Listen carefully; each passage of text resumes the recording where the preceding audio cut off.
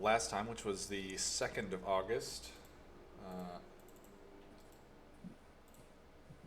we. Uh,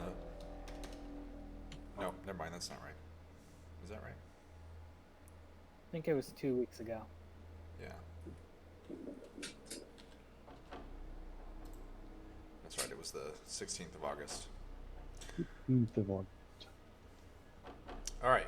So yeah, you guys finished your long rest on the Evermoors, recovered from the exhaustion that you had received in chasing the Red Company across the Evermoors. Uh, you figured that they were about 2 or 3 hours ahead of you. Uh, Quinlan was able to recall that the attack included a number of casters and soldiers, and that they attacked suddenly and without warning. Uh, with Quinlan polymorphed as a Quetzalcoatlus and Mabina and Dadark on his back, with Lucan and Bethany on the back of Emerald, you rode above the swampy mists, looking for signs of the fleeing villains. At which point, you spotted a hill rising out of the swamp where a camp had been evident, and you spotted 3 large, fat humanoids picking at the carcasses of horses that had been eviscerated. Uh, Bags and packs were strewn about the campsite. As you grew closer, you identified them as trolls. Mabina and Dadark struck the trolls from above at range with your eldritch blasts, while Quinlan dove in, driving them away. They descended into the muck, hiding somewhere else. At which point, Bethany, Mabina, and Lucan began to search the remains of the camp. Found that the bags were filled with freshly butchered meat, likely from the horses. No sooner had you begun to investigate and attempt to find where the fleeing villains had left from the campsite than a 5-headed, scaly serpent rose out of the water and charged towards your group. You guys were able to flee pretty effectively, with Bethany driving back the Hydra with a well-placed spell. The Hydra returned to the horses to pick through their remains, and you guys kind of began your search to see if you could locate signs of your quarry. Using the Locate Creature spell on one of the members of the party, you were able to point yourselves in the right direction. When you arrived at the location of your quarry, you found that it was a red-skinned, or a red dragonborn wielding a maul, a human in splint mail with longsword, and an elf archer, all keeping an eye out. Quinlan, you recognized the dragonborn as one of the attackers on your clan. Dadark, you attempted to disguise yourself as the dead human that you had found in the forest near Silvery Moon, and approached them asking for help. As the Dragonborn reached out in an apparent attempt to grant you some health, you cast the darkness spell and combat ensued, at which point a number of other villains revealed themselves and mentioned that they had been waiting for you. After some pretty tough combat, I think, you were able to kill one of Quinlan's quarry, the monk that you had seen, while the Dragonborn and the wizard escaped. And that was where we pick up. Now, I thought that we had killed. You had killed a total of 5 of these enemies. So out of character, likely the ones that didn't have the blue border around them were likely cannon fodder. And the 3 that we were looking for of the group were the blue ones. But that would be metagaming, and we don't do that. Nope, but just something to put in the back of your mind.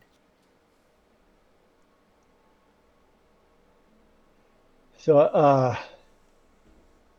we killed all but the two who escaped, Yes. Yeah, and we got away. and that was Pavarotti, Bagarox. Probably it's probably Pavarotti. So we know the name. Did we get blood from Pavarox or anything? Scrap of cloth cut off his cloak or something that would give us an in toward scrying on him. You can get the blood of the mage. Of the okay, the mage. So as long as those two are together, we can track um, Pavarox and the mage. Yeah. So right now, the map is currently dark, but I believe my token's right next to the monk archer. Is she alive or dead? Dead, dying or dead? Make a medicine check.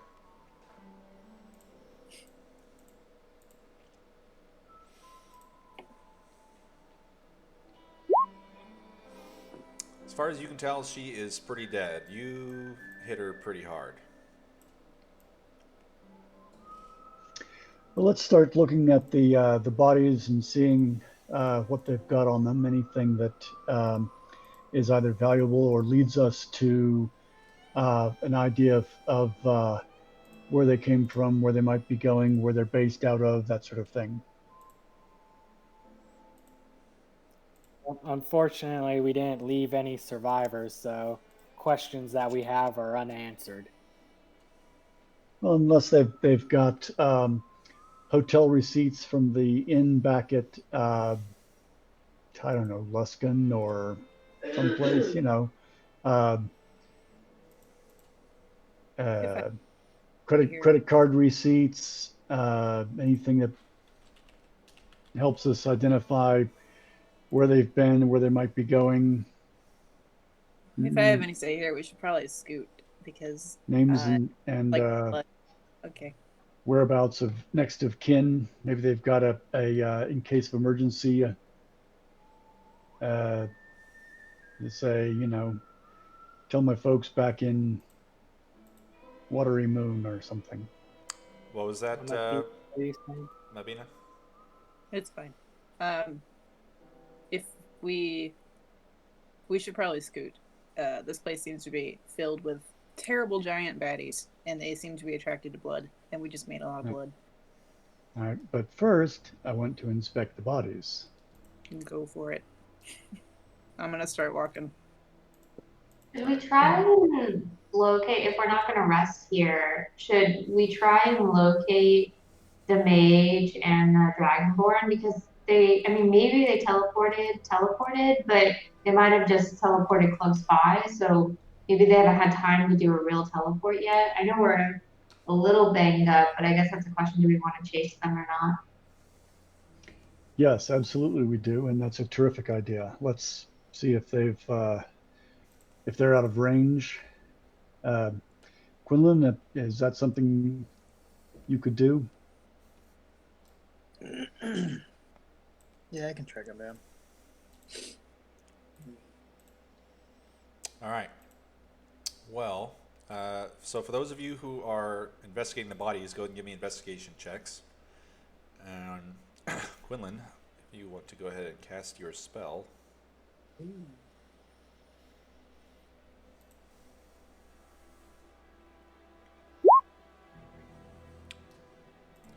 All right. So, as you guys rummage through the bodies, you find small pouches of goods, items of value. Specifically, you guys find a total of. Hold on, I lost my page where I had written all the loot down. There it is. Wing it. Yeah, just shoot. I can just shoot from the hip. So yes, you guys find a total of 50 copper pieces, 200 silver pieces, and 200 gold pieces between the 5 of them. More specifically, you also find on the body of the monk a number of interesting things. So the rest of them have longbows, arrows, long swords, kind of typical armor of a mercenary. But the monk has a spell scroll that you find, as well as a ring that is kind of like a black stone with silver and emerald inlay in a fake image of a winged snake that you recognize as the emblem of the Zentarum.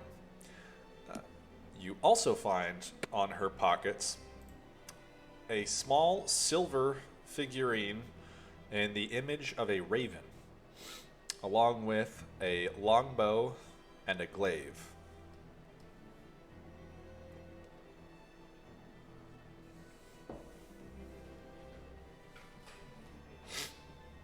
All right, well, scoop that up and be on our way.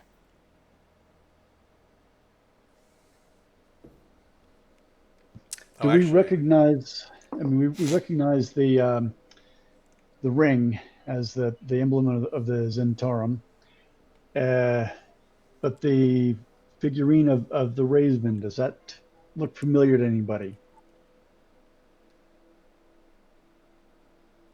Make an Arcana check. Yeah, I imagine that one would be in your wheelhouse.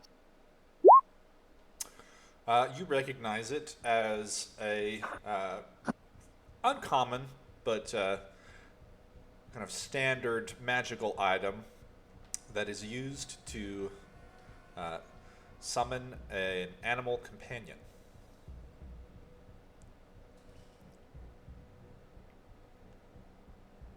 Neat. Yeah, sweet. Yes, be needing me nearby. But it is only in the image of a raven. It's very specific. Mm-hmm. So how Okay. long did the search take us? This has been pretty quick, like no longer than 5 minutes. If you guys want to do a more in-depth search, since you guys only got a 12 and a 14, you could do that, but it would take you a little bit longer. We gotta 'cause catch them before they the- try and get away. All right. The monk So- is dressed in such a way that she is like covered in like robes and things. She's got like all manner of like folds and hidden things kind of tucked away. Spots that you could tell if you would have to kind of like flip through her pretty much if you wanted to get more out of it. All right. I'm thinking that we could have Quinlan and somebody do the searching while I do a more in-depth search, because this looks like this is pretty promising, and I think the Hydra and the trolls are probably busy with the nearer and fresher horse carcasses. Well, it's more the other two are gonna get away. So Right, Quinlan, so as you are able to cast the locate creature spell, almost due north of you, you know that who are you targeting? The Dragonborn or the Wizard? I would like to target the wizard. Okay, you know that the Wizard is roughly due north from your current location, which would pretty much put it back at the campsite that you had found. Okay. Well, point north and say they're that way.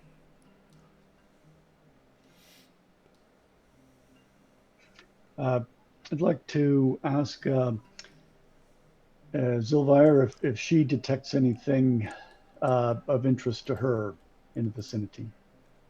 Let me just make sure.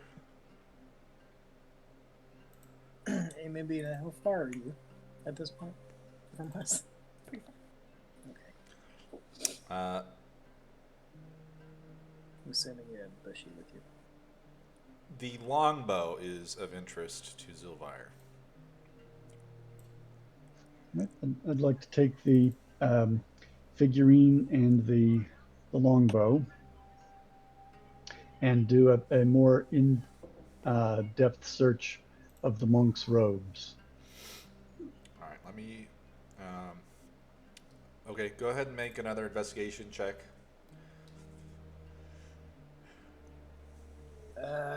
So are we running in that direction while he's searching them?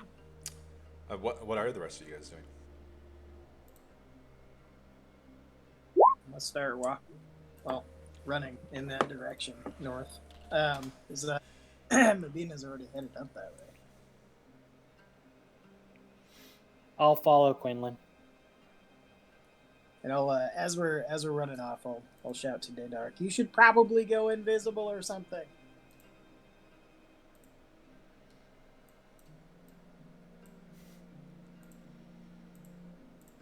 That's probably a good idea. Sorry, can I just say as a note, like how far? I'm curious how far this spell is 1,000 feet, so we're literally just running, right? Sorry, I just want to. Yep. So you guys are dashing. Are you like trying to chase after it? Yes. Okay. Gotcha. Daydark, you can make your check with advantage if you're deciding to take longer to investigate.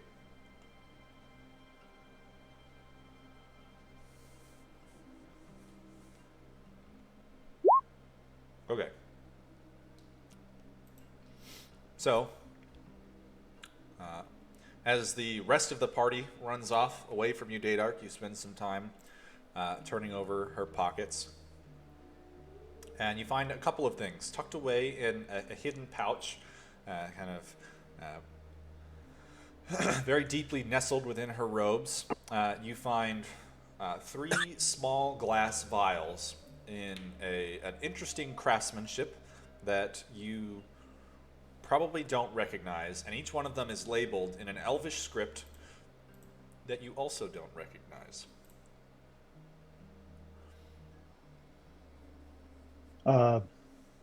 The script I would think I would recognize, but the Well, words perhaps are in code. It's the letters are in elvish, but the words make no sense to you.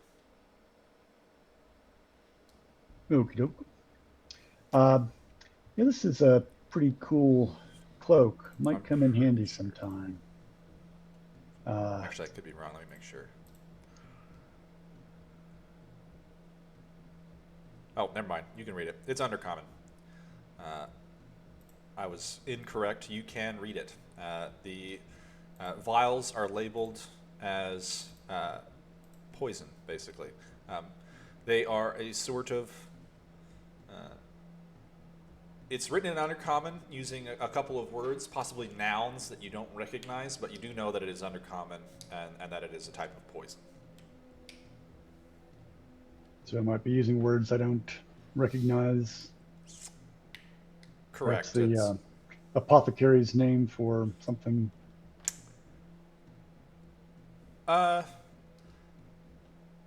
You just get the impression that it is a poison made of some material, and the material's name that you don't recognize.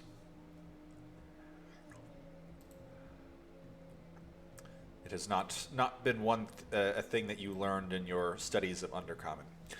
As far as the rest of you, as you are racing northward in the direction of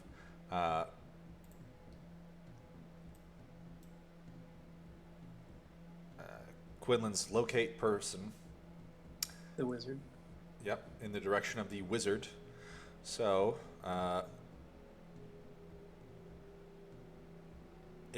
after, I believe,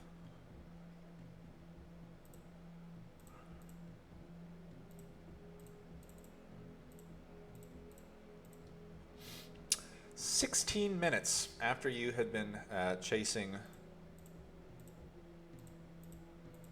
northward, you arrive roughly back at the camp, and your locate creature no longer points you in the direction of the wizard.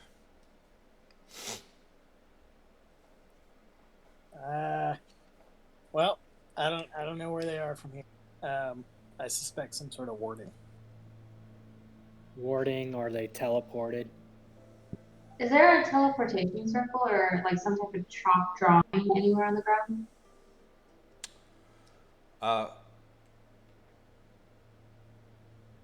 So I guess I'll be more specific. So your tracking of them, they were due north, and kind of as you traveled, they kind of panned north west ish before they disappeared and were more than 1,000 feet away from you. So essentially, they were moving faster than we were.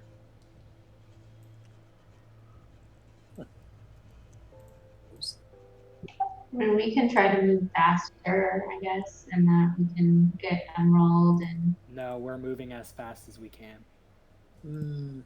Debatable. Hey, Bushy, But would you following me? I'm gonna try and catch up to him.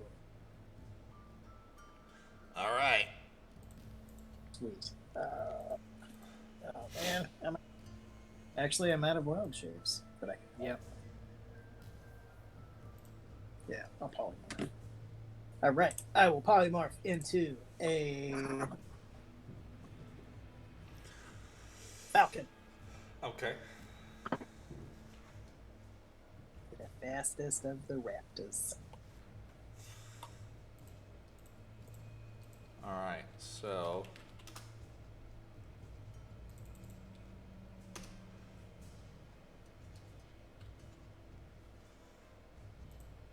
Oh wait, flying speed of a. Okay, never mind. It's D&D logic. Okay, I'll go with the Quetzalcoatlus. okay. Yeah. That thing Can we definitely. pile on the Quetzalcoatlus?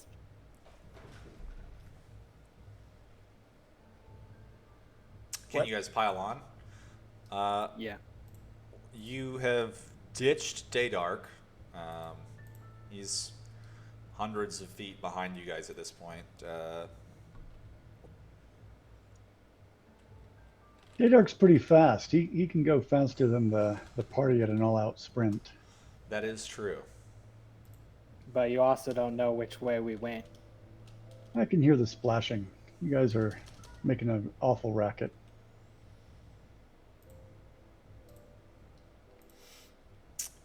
The Quetzalcoatlus can- does have a speed of 80 feet, which is pretty fast. And it's kind of strong. How long does polymorph last? 1 second. Hour. Yeah.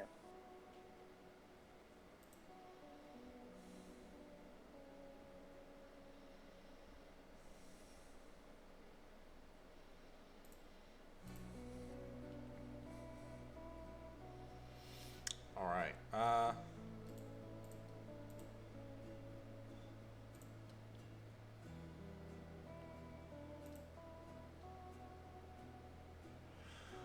Okay.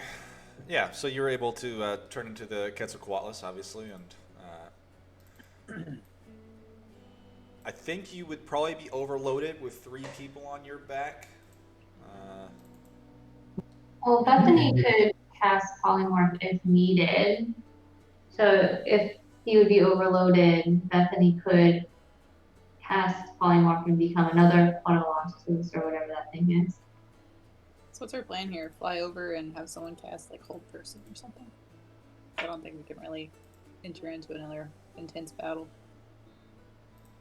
Well, we could do control. So like what you're saying, hold person or hypnotic pattern, something like that. We could subdue them without having to actually fight them. I like that. I still have both my spells. I just did a ton of the Eldritch Blast last time. Well, hypnotic pattern, if we could get that off, I don't know if it would work, but they would be, as long as we didn't attack them, we could probably tie them up. Sure.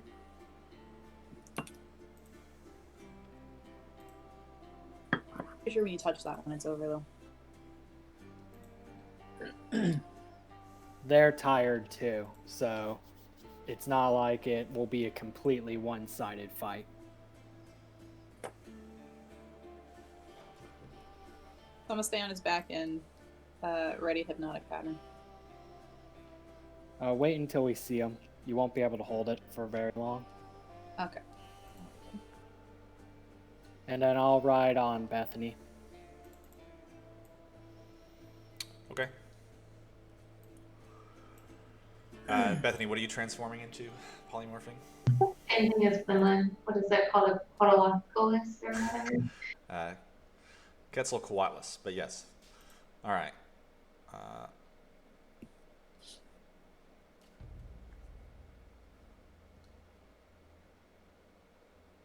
so you guys begin racing northward at a speed of 80 feet per round, which is pretty considerable. Northwest. Yeah, northwest, in roughly the direction. And after a few more moments of traveling in this way, they appear again on your radar. And you begin bearing down on them. You guys kind of soaring over the mist of the swamp. And eventually, you spot two figures kind of in the air in front of you. And they begin growing closer and closer until you kind of spot them. You're a few hundred feet away, but you can see that the Dragonborn is just flying through the air, and the wizard is sitting on her staff and reading a book kind of absent-mindedly.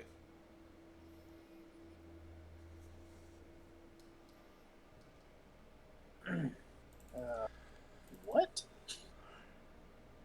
We're at a disadvantage if we can't get them out of the air. Well, so we could try a whole person. I think you can paralyze. You're a pterodactyl right now. Oh, that's right. I can't cast anything. Rabin, do you have anything that would them out of the air? Double, I mean- double Eldritch Blast is technically just a. I got all kinds of fire shit. We can throw that up.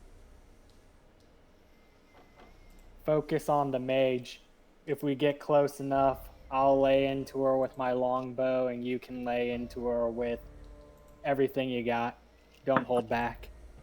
Can you describe what the Dragonborn is doing again? He is kind of like Superman style flying through the air. Okay. So the same way that we saw the white dragonborn go when we met him outside of Baldur's Gate. Yeah. So my guess, as from Lucan's perspective, would be the mage casted something on him. Or he's doing fly, just break his concentration.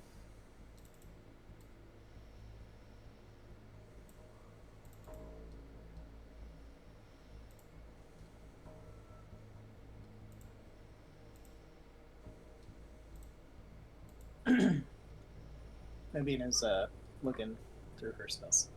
You just fireball them. Yeah, it could bring us a little higher. Now, in case they pop you, we don't want to be up high. Okay. Can I just fireball them? Once we get in range, yeah. Okay. I'll do that then. 150 feet is the range.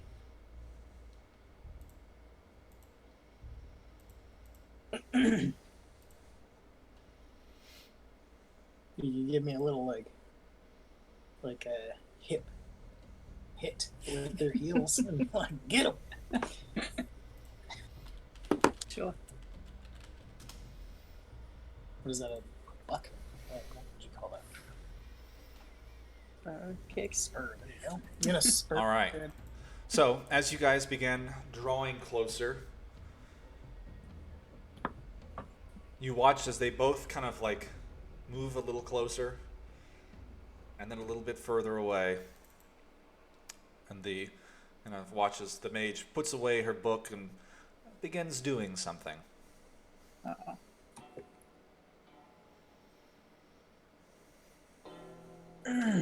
How close are we? Roll You percent. guys are probably still like a couple hundred feet away.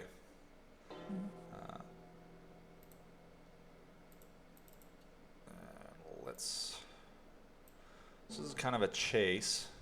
No, technically the blast happens at the 150 mark, but it's a radius of 60 feet, isn't it? Or is it? Yeah, it's a radius of 60 feet, which means really you hit 150 feet in front of us, and then really it's reaching another 60 feet in front of it. Technically. Yeah. As soon as I'm within 100 feet, 150 feet of her, or I notice she notices us, I'll probably start shooting. My max range is 600 feet. Whew. Gotta just snipe her ass right now. Yeah, I so if she notices us greater than 150 feet out, I'll probably just start shooting while Bethany's flying. Yeah, my Eldritch Blast is 120 feet. Might as well just wait. Actually, wait. All right. Oh wait, no. Eldritch Sphere is 300. About Yep. 300 feet now. Yeah. You guys are probably within 300 feet, yes. Right, I'll just So everyone go ahead and roll for initiative. well, I'm gonna double up blast. Get it done. I was distracted. Am I on board or am I chasing? You would be kind of chasing. You were definitely not did not keep up with the rest of the party. There, All right. Now my speed is my max speed is 90. if you If I is that move, dash action, dash bonus action. okay? Um, if you dash too many times in a row, you put yourself at risk of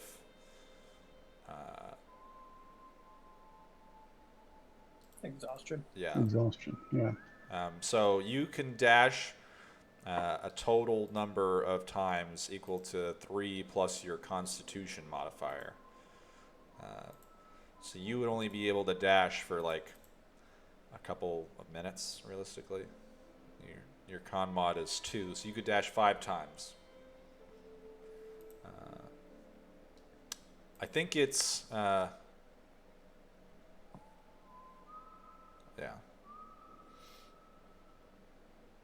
So you could dash more than that, but you have to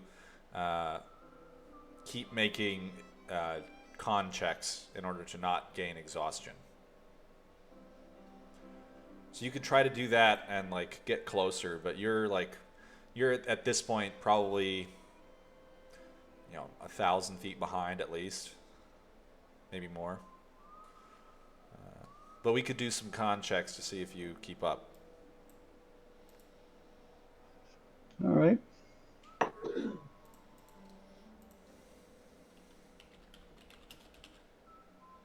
So I'm at this point about 1,000 feet behind. You probably yes.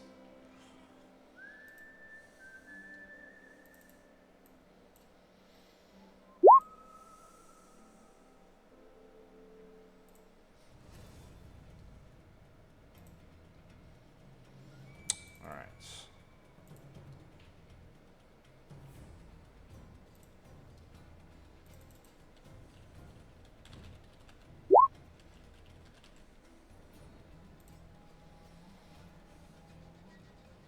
Yeah, let me know the point at which I start getting winded.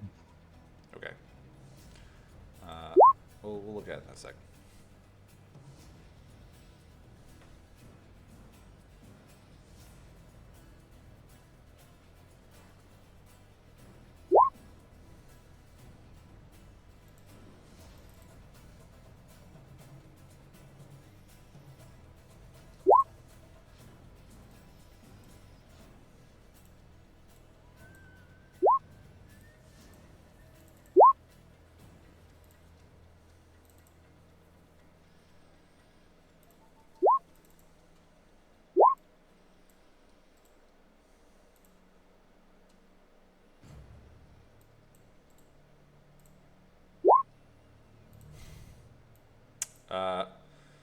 You would have been able to dash 1, 2, 3, 4, 5, and on your 6th one, you would have gained a point of exhaustion.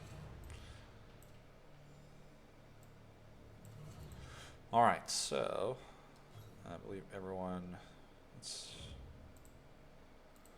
Okay.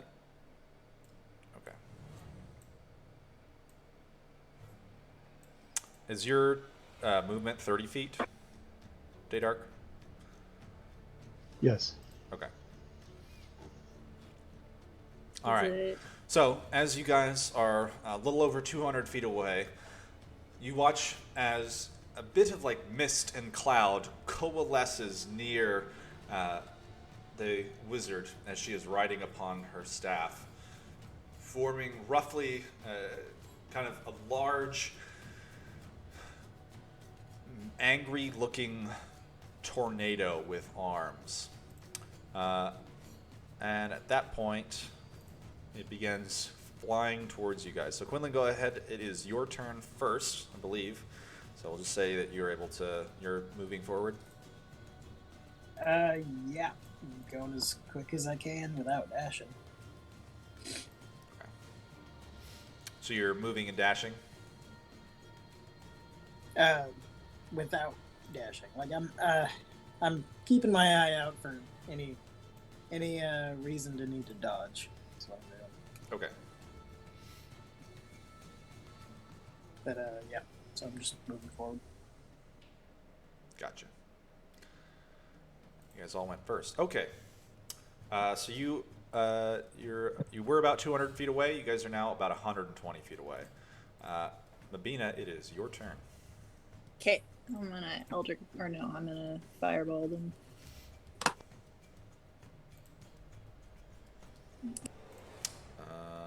Yep.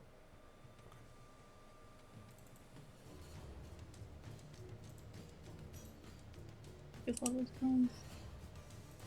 Nope, not yet. Okay.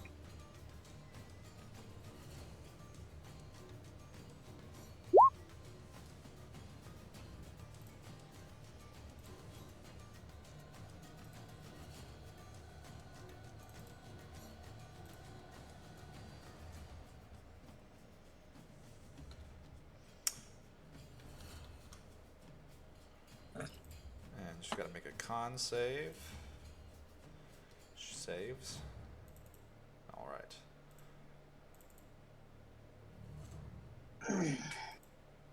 Good old Quinlan casting fireball as a pterodactyl.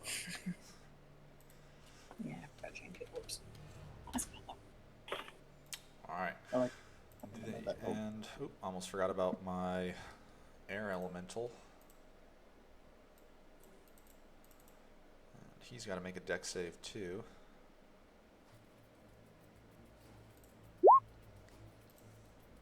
He did not roll well.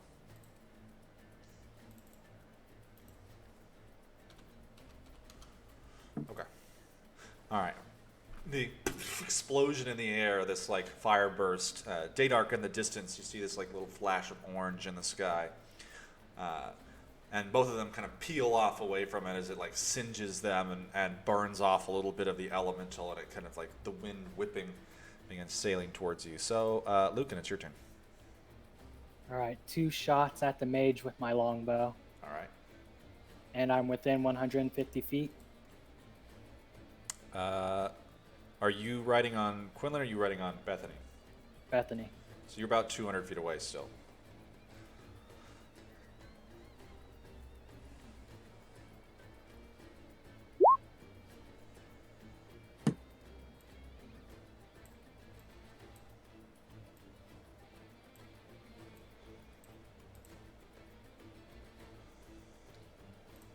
All right. The first one misses. The second one does connect. My finger slipped. I almost subtracted 56 from her health. That would not be right. All right. Kind of thunk, sticks into her. The other one sailing off into the air. All right, that's the end of my turn. Bethany, it's your turn. Bethany will move up with Quinlan and also take the dodge action. Okay. How far away are you from Quinlan?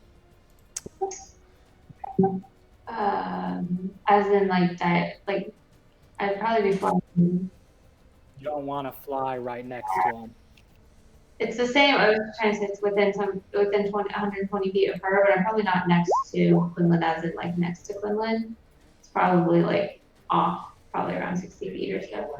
60 feet away, I think would be. Yeah, I think so. We'll do that. A solid flight pattern.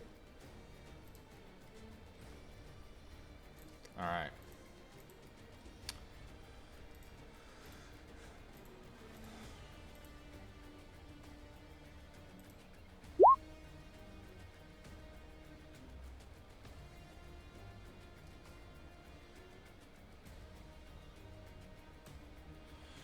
Gotcha. All right, so Dadark, in catching up, you would.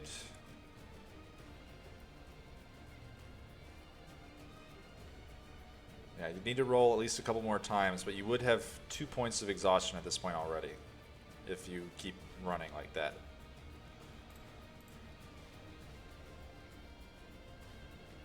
Okay.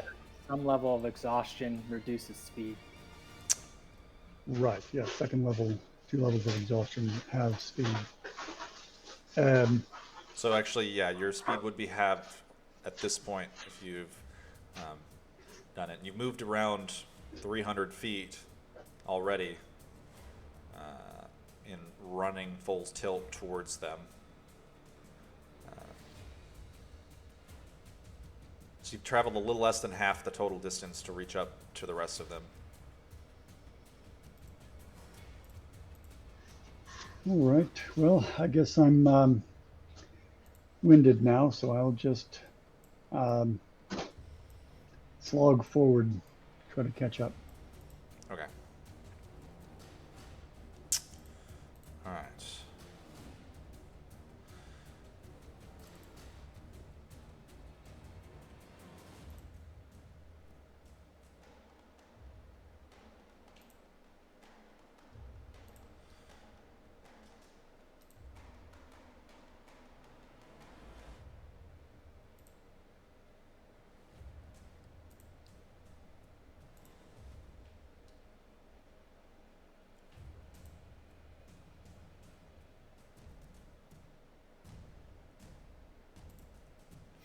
Okay. The witch on the back of her staff zips about 20 feet or so towards Quinlan and Mabina, away from Lucan and Bethany, and kind of twirls her hand, points at you, and then this like crackle of electricity darts towards you guys. And both of you go ahead and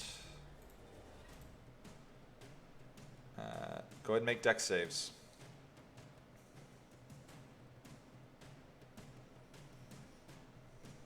I was gonna say, can I dodge that? Is dodge an ability that you have? I don't know what crits with Wattless can do. Yeah, it's like, you know, a lightning bolt flying towards you. It moves a little bit faster than you do. Is it a dexterity saving throw? Yes. Since he took the dodge action, he gets advantage on the check. Does he? I thought dodge was only on attacks.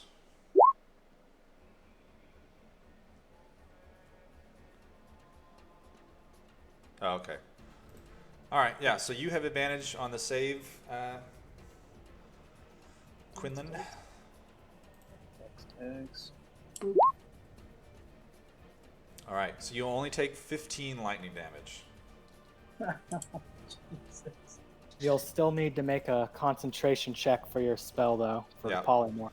So do make just a straight con save.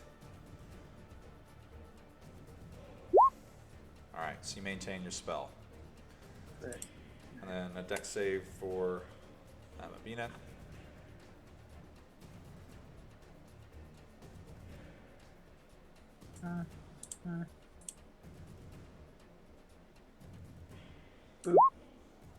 Okay, so Mabina also only takes the 15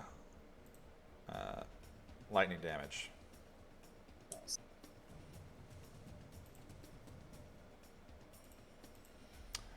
All right. Dadark slogs forward some more.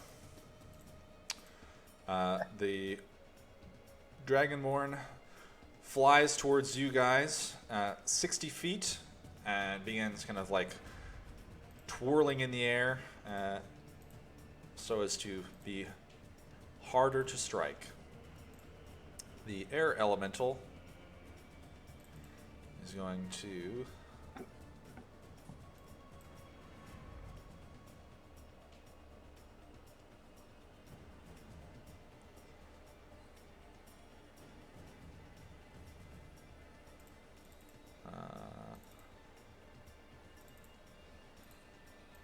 he is going to move the entire distance and envelop the two of you. So it is like a large swirling wind around the two of you.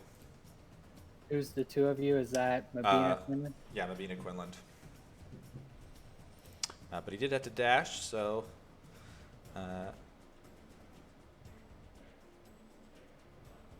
that's pretty much it.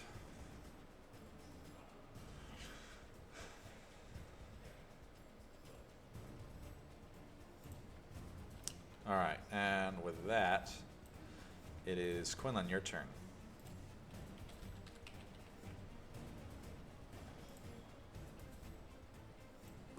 Okay, I will continue to fly as fast as I can without dashing. I guess, still keeping an eye out for dodge actions. Okay, so you're taking the moving 80 feet and taking the dodge action. Yep. All right. Oh, Mabina, it is your turn. And this air elemental dude's right upon us. Well, it's not anymore. You guys have flown past it, but it is probably going to catch up to you. You did see it fly very fast. Okay. I'm gonna trust that it'll go away if we kill her and just keep attacking her. So, for the wizard lady, I only have one more spell, so I'm gonna go ahead and use Eldritch Blast.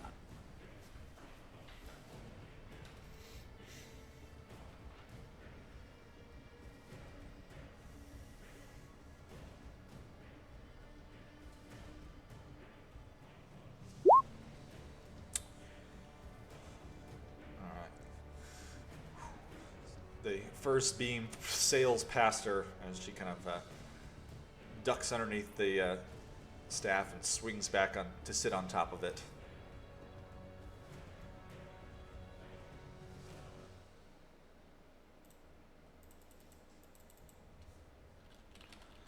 First one she avoided?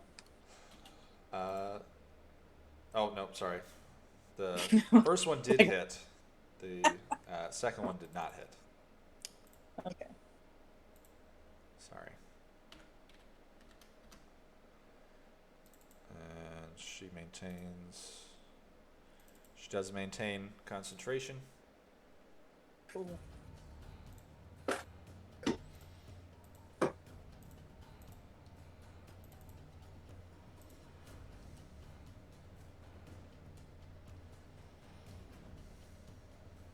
All right.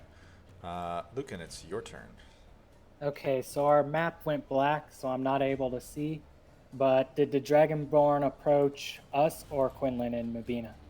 The Dragonborn is zipping towards Quinlan and Mabina, so he's like probably still greater than 150 feet away from you. All right, how about the mage? Is she within 150 feet of me? She also moved away from you towards Quinlan and Mabina.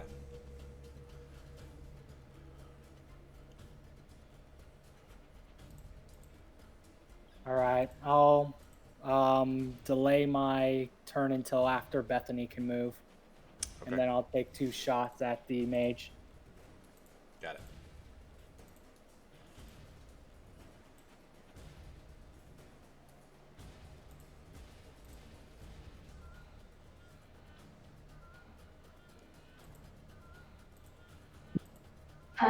Yeah, Bethany's just gonna move 80 feet towards the mage, so Lucan can hit her and then do the dodge action again. All right.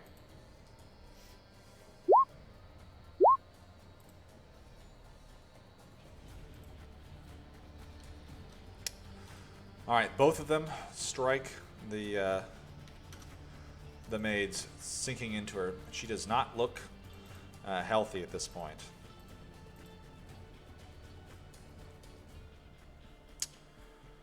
And she is going to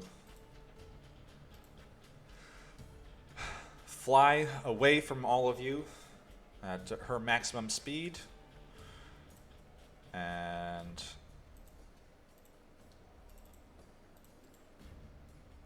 vanish.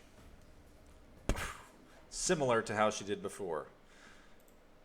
She is very interested in staying alive. She is very necessary for the plot.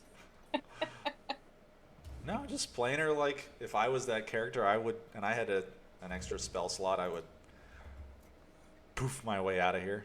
What is the range of vision like up here? Pretty low. You guys can you guys are probably about 60 feet off the ground. That's where they were flying. And so you guys are like just at the point of where like the fog on the ground starts to thin out. And you cannot see pretty much anything down to the ground at this height.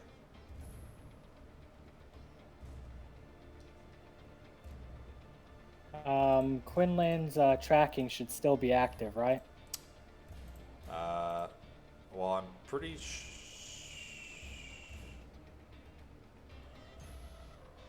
locate creature is concentration, so actually, realistically, as soon as you guys polymorphed, it was polymorphed, not concentration. It's concentration. Yeah, so you guys aren't tracking anymore. Gotcha. All right. Hey, I've got one level 4. I can locate creature.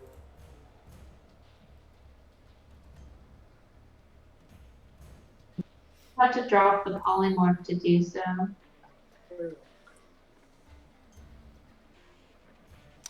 Yeah, realistically, you guys would not have been able to fly after them like that. But whatever, it's fine. It's more fun this way.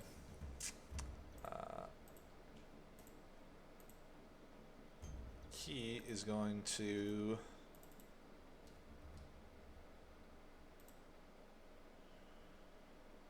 Quinlan, go ahead and make a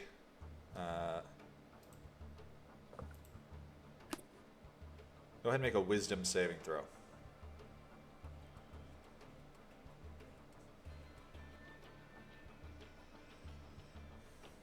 Keep opening up. Sir Lucan Nightbreeze character sheet. Not helpful.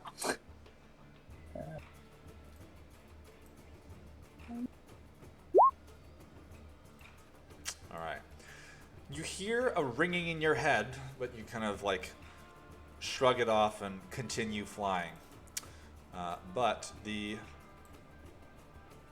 air elemental whooshes over to the two of you as the Dragonborn continues flying in kind of a northward weaving direction. And the elemental gets right on top of you guys. And all of you...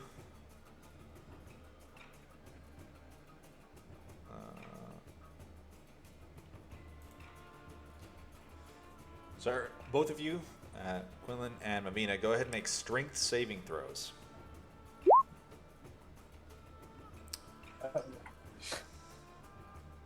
Was that Mabina's roll? That was Quinlan. That was Quinlan. Okay, so you do have a +2 because you're currently the Quetzalcoatlus, but it would not do much for you. Okay. And that's my beat.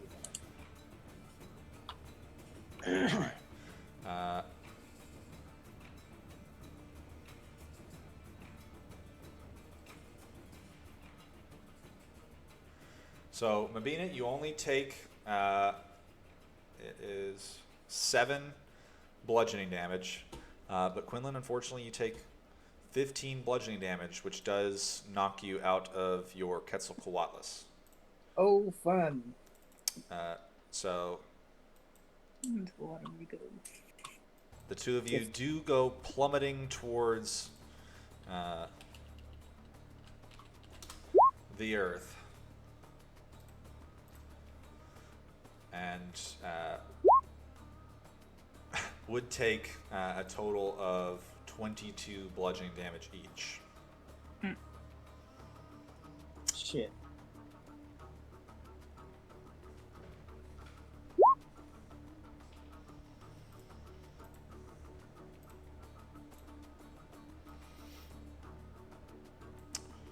Alright.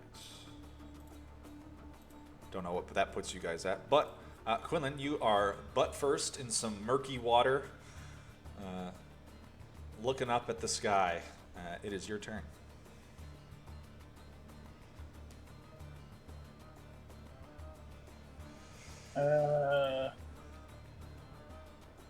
Oh, Jesus.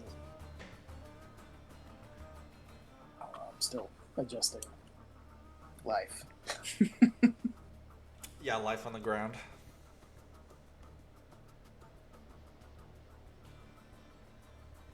Okay, so, I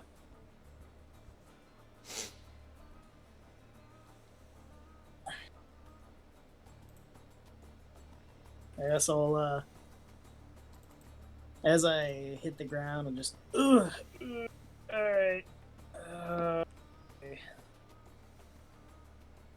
I'll look around for Mabina.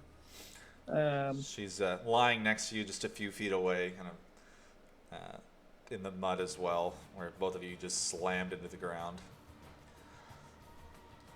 Okay. So I'll cast Cure Wounds on her, just like still on the ground, basically prone, and just lay a hand on her face and just. Okay. Just like paw, you just like paw at her face and give her some hit points. Yeah. Let me find that real quick. I was zoning, and he actually did just palm my face. So.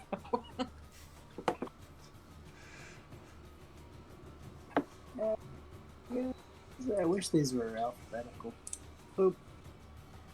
There you go. Yeah. Does that mean she gets 7? Yeah. Yep. Yeah. Awesome. There you go. That's the end of my turn, I guess. All right. Mabina, it's your turn. You've Alright. just been palmed in the face. Looking up about 60 feet above you, you can see the swirling air and mist that tossed you from your steed. And it's still right on top of us. It is, yeah, pretty much exactly 60 feet above you. Let's see. Can I pick up my dear friend and hide under a tree?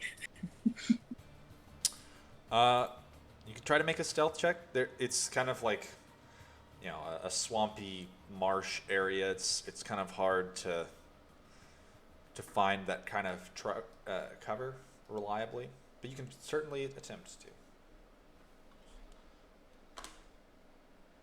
Sure. I'll try.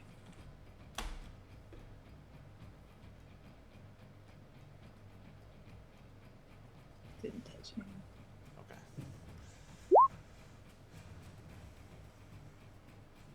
All right, so you kind of grab Quinlan and helping him to his feet. The two of you dart a few feet over to a small, kind of scraggly little shrub that's growing on one of the rare patches of dryish land that can be found. Lucan, it is your turn. So you are probably within 150 feet of the Dragonborn and roughly within 150 feet of the air elemental. All right, just to verify, the Dragonborn's been heading away from us the entire time doing evasive maneuvers.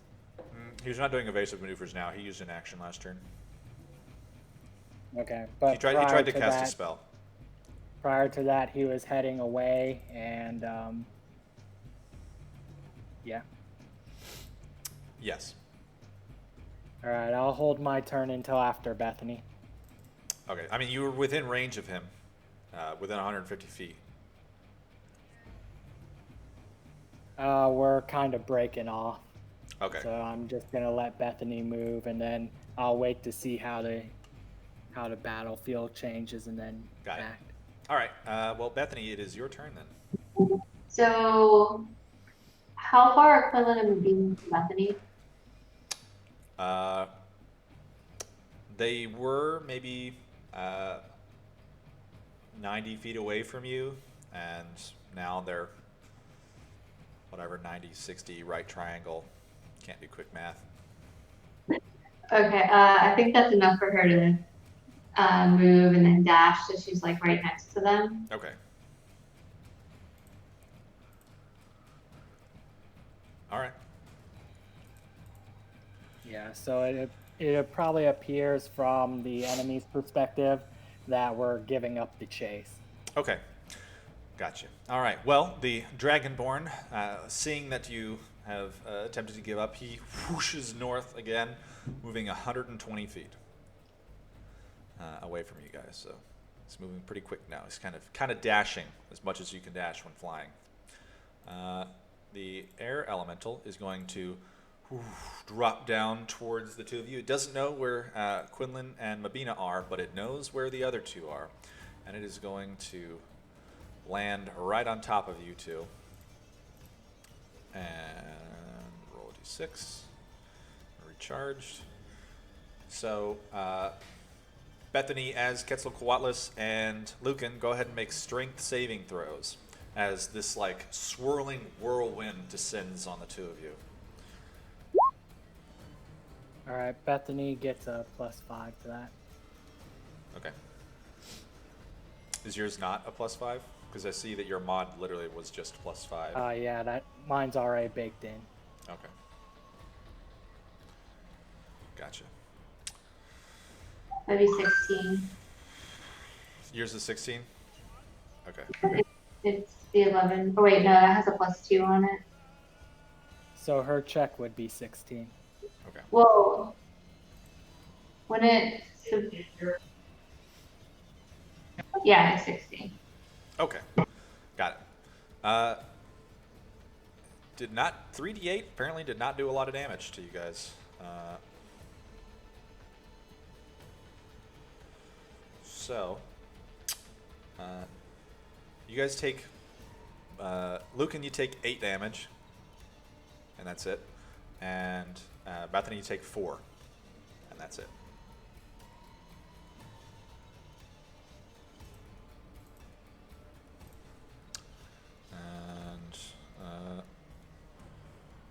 But Lucan, you would get knocked off. So did you go all the way to the ground, or how high off the ground are you? I went all the way to the ground because my attempt was to try to get it so they could jump on top of me. So I'm either very near to the ground or on the ground. Okay. Depending on how much movement I have left. Okay. Gotcha. So, Lucan, you would be knocked off of it. So you would get flung 20 feet away in a random direction. Okay. East. So you would like watch as you just get right over the heads of Mabina and Quinlan, just like slamming into the ground. But I don't. You do. So you would actually take 2d6 damage for moving those 20 feet and hitting the ground, which is 5 damage, bludgeoning. So I think you already reduced it. Yeah, I'd take 2. And the other one also, instead of 8, you would have taken 5. All right, got it. All right, Quinlan, it is your turn. Okay. So if I have a spell that is technically a bonus action, does that mean I can cast another spell that is an action? I believe no. I'm pretty sure. I was just hopeful thinking. Yeah. I thought it was up to level 2. pretty Kind of a sure. cantrip. You could cast a cantrip as an action and a spell as a bonus action. Or vice versa. Yeah, I think it's vice versa for a cantrip, but this is an actual spell, but it says that it's a bonus action. So yeah, you can cast a bonus action, but you can cast a cantrip as if its casting time is one action. So I wouldn't be able to cast an actual other spell. If it's a cantrip, then you could cast it. So, for example, you could do Flame Spear and then produce flame. Yeah, that's what I thought. Alright. Let's see. He's pretty far away from you guys at this point. He's about 200 or so feet. Daydark is probably 300 feet behind you guys. Wait, I thought all four of us would be pretty close together at this point because Bethany flew where they fell. Well, sorry, I was talking about the Dragonborn. The Dragonborn is about 200 plus feet away from you guys. Yeah, no, he's gone. Oh, I'm an Eldritch Blossom still late. Okay. Alright. I'm gonna cast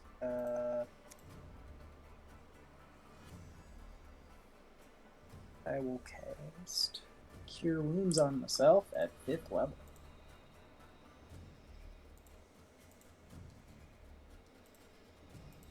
Here.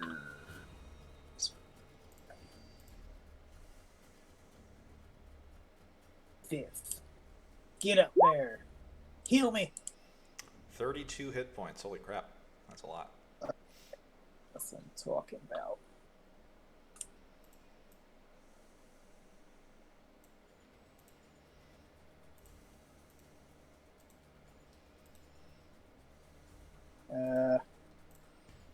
Yeah, I'll just be heavily invigorated. That's all. Okay. Mabina, it's your turn. If you want to Eldritch Blast, go for it. Oh, you know. Yeah, I'll do that.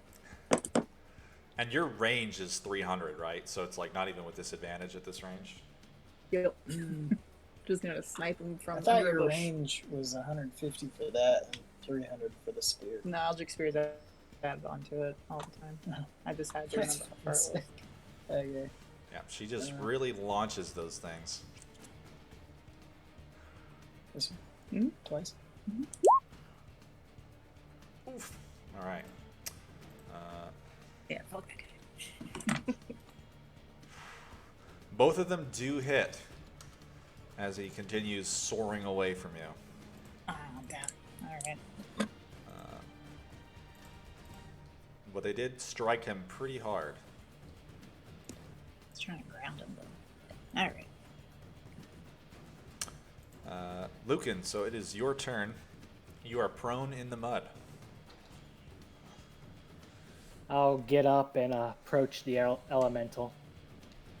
Okay. Am I within melee range? Yeah. Yeah, I'm pretty sure you're within melee range. Because it launched you 20 feet and you would have been able to move 15 back to it, so you should be within 5 feet of it, yeah. Alright, I'll swing at him twice. With my long sword. That hits. And that also hits. Alright, on the first one, I'll drop first level smite. Okay.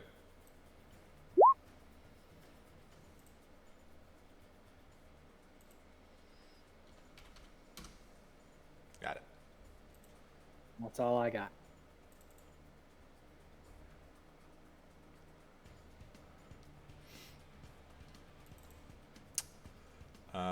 Bethany, it's your turn. How far away is the elemental from Bethany? It is physically, like, enveloping you. Okay, so she's just gonna do a bite attack. Okay.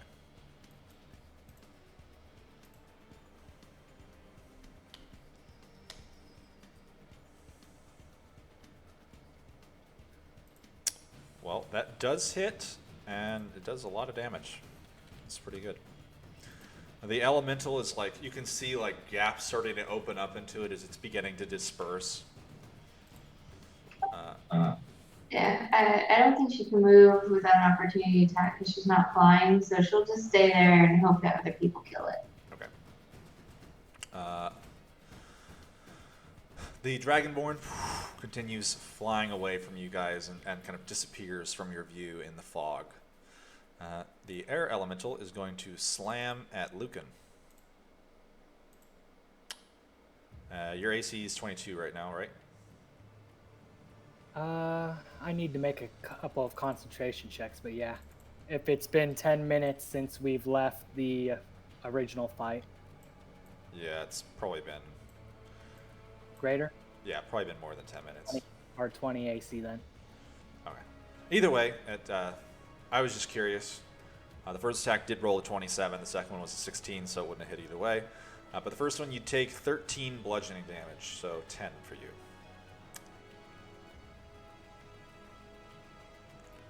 And that is the end of its turn.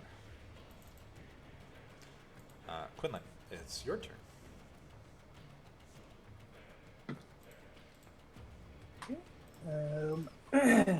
Let's see, that elemental's still over there. I am going to... Boy. I don't want to get hurt again.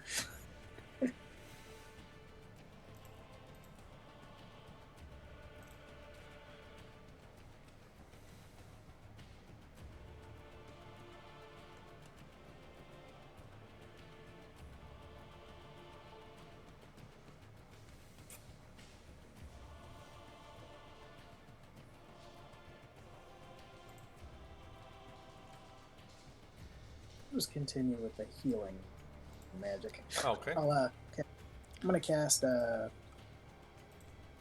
Cure Wounds on Mabina at the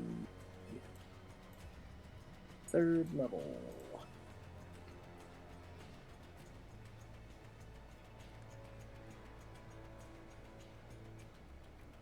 All right.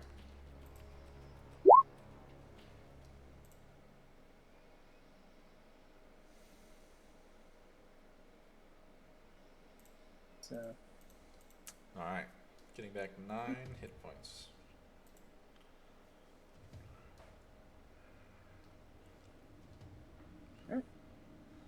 that'll be my turn. Just taking the defense side here. Okay. Mabina, it's your turn. So, Mr. Dragonborn's all gone? Yeah, you probably can't even see him anymore. Okay. Can I trust that he's in line of sight with Elder Blast? Or nah, he's just gone. Can you see? Can you hit something?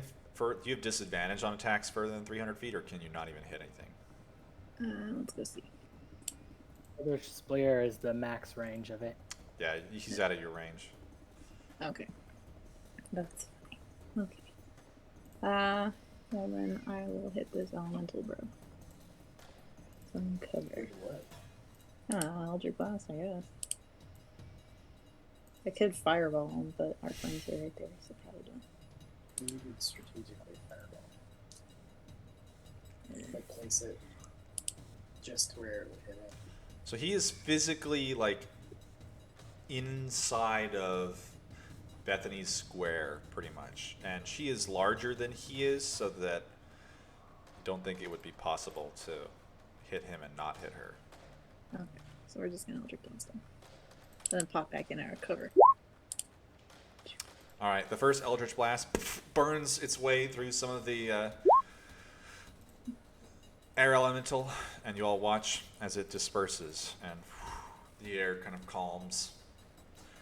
And just as this is happening, a very winded Daydark comes like slowly lumbering up. That was convenient. We were about to go look for you. Well, I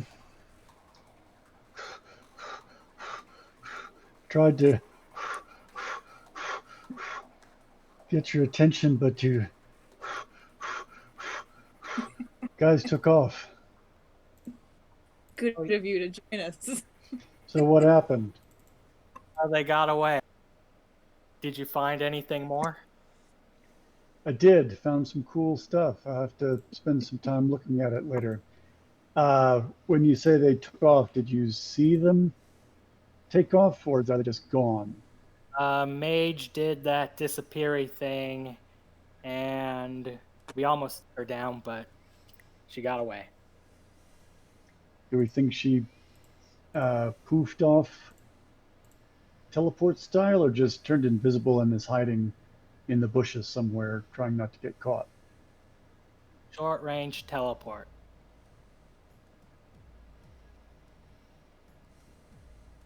So that was what they used to get out earlier. More than likely. And now they're flying relatively quickly.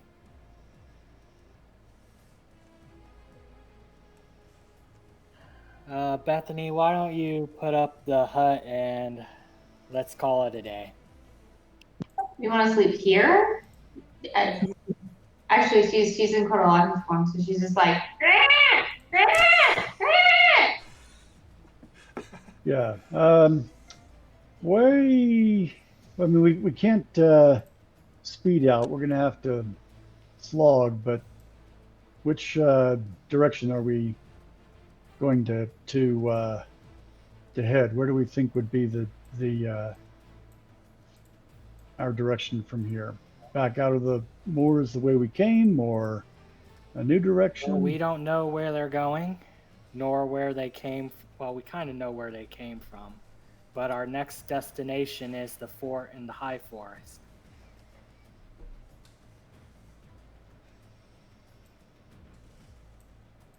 We should start moving in that direction. All right, but we won't be able to get out of the Evermoors today while on foot. But the longer we stay in the Evermoors, the more danger it is, so we should start moving out. I mean, if we've got daylight, let's move.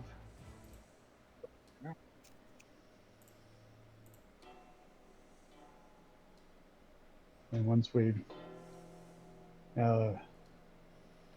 are approaching the end of our useful day, then we can stop and camp and lick our wounds and clean our weapons and all of that.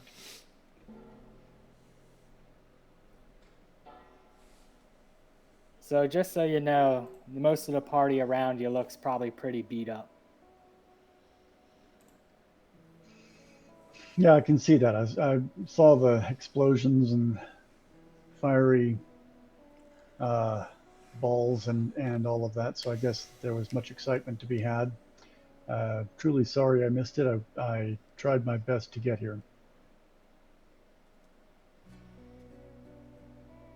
And you can see that I'm looking a little haggard, bags under the eyes, and sweating through my clothes. You do have 2 points of exhaustion. All right, well, And I've got 2 points of exhaustion. Now, then probably due east will take us in the direction that we're looking. Well, I've got one more polymorph. I could turn into a, like a war horse or something, and take the load off, at least for an hour. And we might want to save it just in case we encounter anything nasty. Yeah. Gods forbid if we encountered the Hydra or some trolls. Well, I don't like that smirk. So would it be smarter for us to hole up here and then in the morning wild shape or polymorph into things that can take us above the creatures and just Yep. fly Tomorrow out of I'll here? be able to bring back Emerald, and we can travel like we were before. That's fair. All right. Commune with And me we'll be in better condition. if there's anything threatening in the area, and find the best place for us to set up camp, at least. So you want to commune with nature? I do indeed. All right.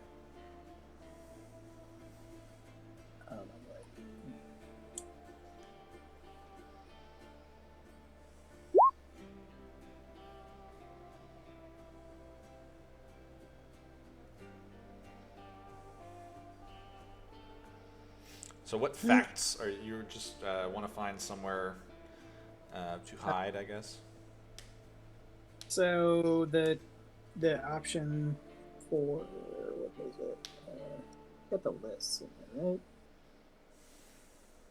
Yeah. So terrains and bodies of water. Um, uh, Prevalent plants, minerals, and animals, and powerful celestials, fae fiends, elementals, or undead. All right. So as you kind of attune to the land around you, um, you learn a couple things. One, that there are in fact somewhere within the 3 miles that you are, there are two hydras. There are a number of trolls. Uh, I don't know if you know that there is a village nearby, kind of to your northeast. You learn that there are constructs in that direction. Uh, and you do also learn in roughly the eastern direction, kind of a short distance from you, that there is relative dry land. As dry as it gets in the Evermoors. All right. All right, You so, would also know that the village is populated, but I don't know if they would count as. They are peoples. There is a peoples living, inhabiting this village. Okay. All right. So here are the facts. There are trolls. There are hydras. To the east, there's some relative dry land, and to the northeast, there's a village with people in it. Don't know if that's threatening or not, but we could try seeing what's in the village, or we could go east and set up camp. That's fucking neat. When'd you learn you could do that? I've always been able to. Why don't you do that more? But all right. You know, seeing as how today went, I just have a good feeling about the village. I think they'll be welcoming. Yeah, that's the sense I get as well. You know, they live in a rough neighborhood. They're probably really eager to meet people from outside who are going to bring them interesting stories and liven up their marshy lives.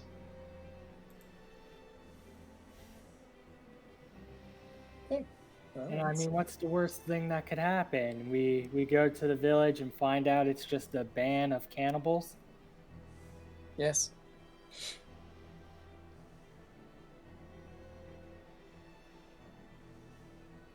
Well, you know, yeah. No, What do you all think? What happen is that the entire village is an illusion, and as soon as we enter the village, we are back in Avernus. I think that's the worst. Well, if we get sent back to Avernus, then we just kill another demon lord and, yeah, You get more fight our trophies. way out. Rip and tear. Yeah. See this. Oh, that's the worst that could happen, right? Bethany, what do you think? She points to the village because she's still in not Bethany form.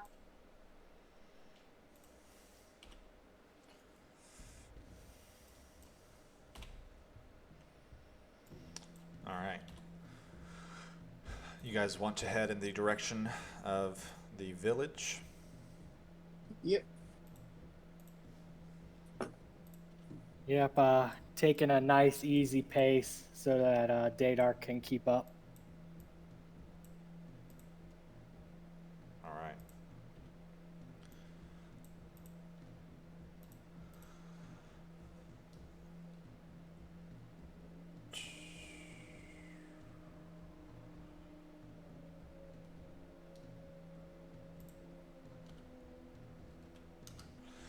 So, you guys head roughly in the direction that Quinlan, you recognized,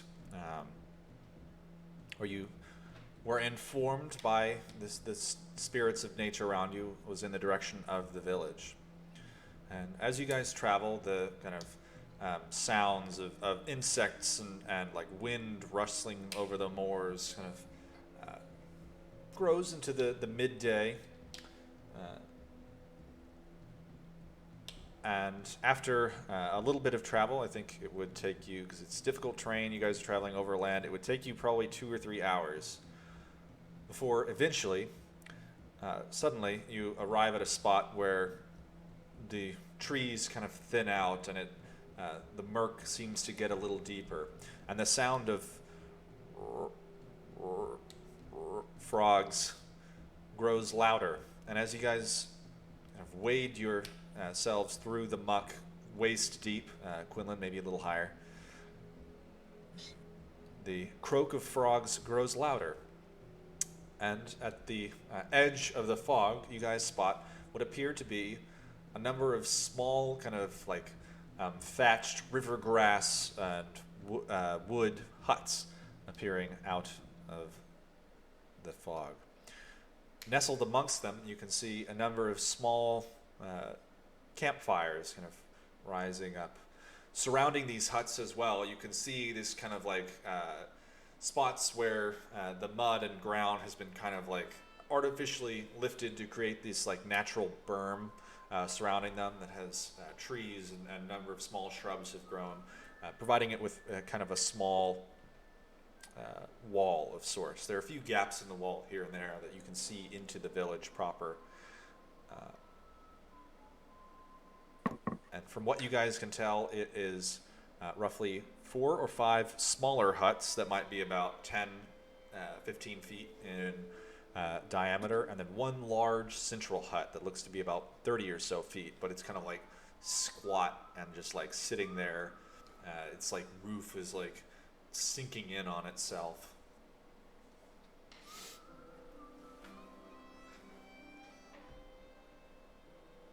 You do not see anyone in the village. While we're on the outside, or are we getting inside the village? You guys are still outside, maybe 50 or 60 feet away. Should we holler and let them know we're coming and mean them no harm? Sure. I mean, that's what I would do. Does anybody speak frog? They're probably frog people. They probably speak common. Okay. I'm just gonna go for it. Say, hello. Do you guys have any place for us to stay?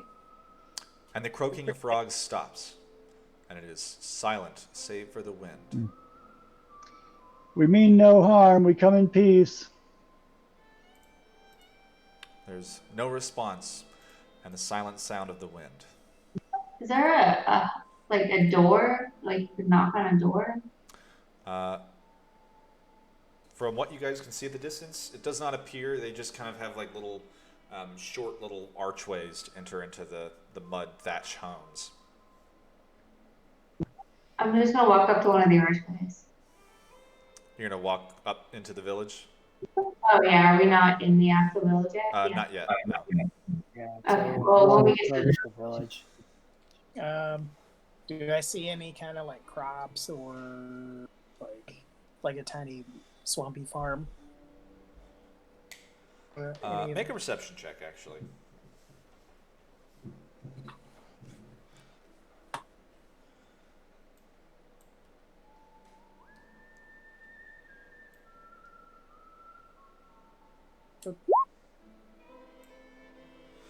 All right. You don't see any like signs of farming of sorts, but what you do see are kind of around the small campfires that you can see into the village appear to be large numbers of fish and other kind of small animals that are strung up, ready to be cooked over the campfires.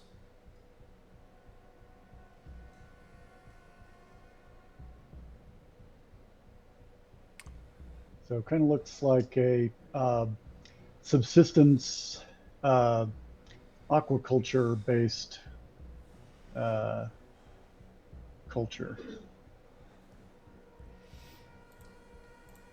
fishing and getting stuff out of the swamp and eating it. Any boats, dugouts, uh, anything that they would use to travel? Go ahead and make a perception check as well.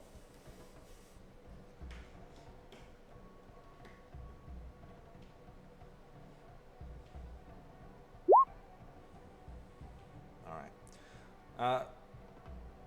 So, kind of off to your left, away from the village, you do see what appears to be kind of tied up in the kind of deeper portion of this um, small pond lake thing.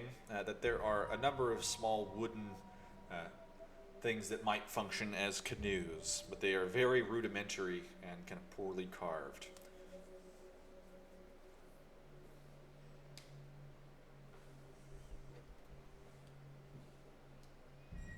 Do we have anything that we could give them that would uh, make their lives better? I mean, I know we don't have fish spears or nets or anything that would help them, but something we could sort of donate to say we're decent people. Looks like you've got a hard lot here. Uh, we're we're good folk. Don't worry about us. Well, Lucan does have a fishing tackle, but he uses that to fish the river Styx, so I don't necessarily want to give that up. Yeah. Um, But Shiny first, we gotta rocks. see if there's anyone here, or if they even. I'm gonna, They seem I'm to gonna be approach. I'm gonna go ahead and approach the big center building All right. and So just try to. as you approach, the croaking picks up in one spot. You hear a couple of sounds, and just as you are about to stride through the wall into the village proper, stepping out in front of you, you see two kind of maybe 5 foot tall, humanoid looking, slimy skinned green frogmen. Both of them wearing this sort of like tattered combination armor of like wood, leather, and some like reeds tying it together. Both of them have these like two little rudimentary spears kind of pointed towards you. And the rest of you look around and kind of rising their little heads out of the muck around you. You see another 10 similar heads kind of poking their eyes, kind of blinking at you, spears kind of rising out of the mud. And the lead one kind of steps forward a little bit and gives you a sound. That's very rude. This is in common. Um, We come as friends. right. They don't have any way of knowing that. What? Maybe some meat. We got rations. We could say here, have some gesture of peace. I'll put my hands up, non-threateningly. All right. You put your hands up, and they kind of look at you and almost like squint their eyes, like staring right at you.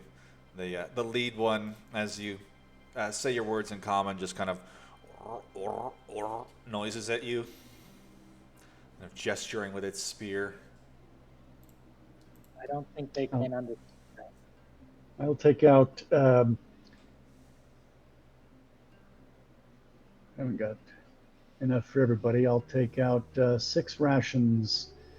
Hold them in my hands, sort of forward and above my head, and wade forward till I'm, like 15 feet away from the two frogmen in the gate of the palisade, and set the rations down on the ground in Alright. front of me, and then back away. Do they kind of look at it questioningly, kind of pointing at you? as this happens, you guys watch as out of kind of behind you towards the other ones that had sort of surrounded you, swimming out of the swamp is this rather large toad, and riding on its back is a rather kind of fat looking one of the little frog people who's got his little spear as well, and he kind of looks at you guys with this like kind of angry squint, and the frog kind of hops its way over to in front of the village, and he looks down at you and gives a couple of, and the other ones kind of whir and chirp and croak at each other for a second before one of the other ones. I figure Bethany would give it a try.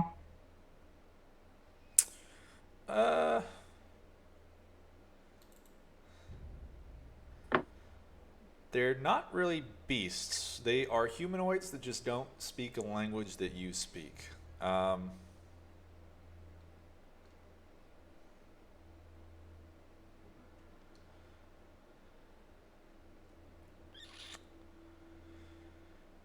Yeah, it doesn't really. I guess so. The large toad counts as a beast. What would you say to the large toad? Oh, I just want to be able to understand them because they're talking right now. You would not be able to understand them, unfortunately. They have like a very distinct language that is more advanced than one that might be spoken by like a squirrel or a fish. Okay. Then I think she would just kind of be like, we're friends, and that's about it. Okay. Lucan will smile with his hands raised. Okay.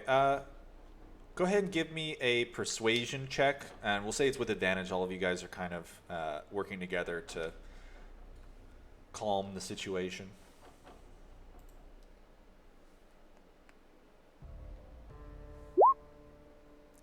All right. The leader kind of croaking and at the other one. One of the ones in front of the gate kind of reaches down towards the rations that you've left out, Daydark, and he kind of picks them up with his little webbed hands and eats some of them, and then he croaks and groans at the leader. The leader kind of looks down at you, squinting for a second. As he's doing that, the giant eye of the toad kind of stares right at you, Bethany, and then he licks his eye really fast. And the leader kind of waves his little hand, and the other ones just kind of like, some of them descend back into the mud and kind of see as they swim away, but some of the other ones like stand up very cautiously and start moving back into the village. The leader kind of croaks and groans at you for a second before climbing down off of the giant toad. He gives it a couple pats. One of the other ones moves up and starts croaking and kind of pushing the toad away. The toad leaps back into the mud and just kind of sits there up to its eyes, staring into the village. And the leader turns towards you and beckons you into the village.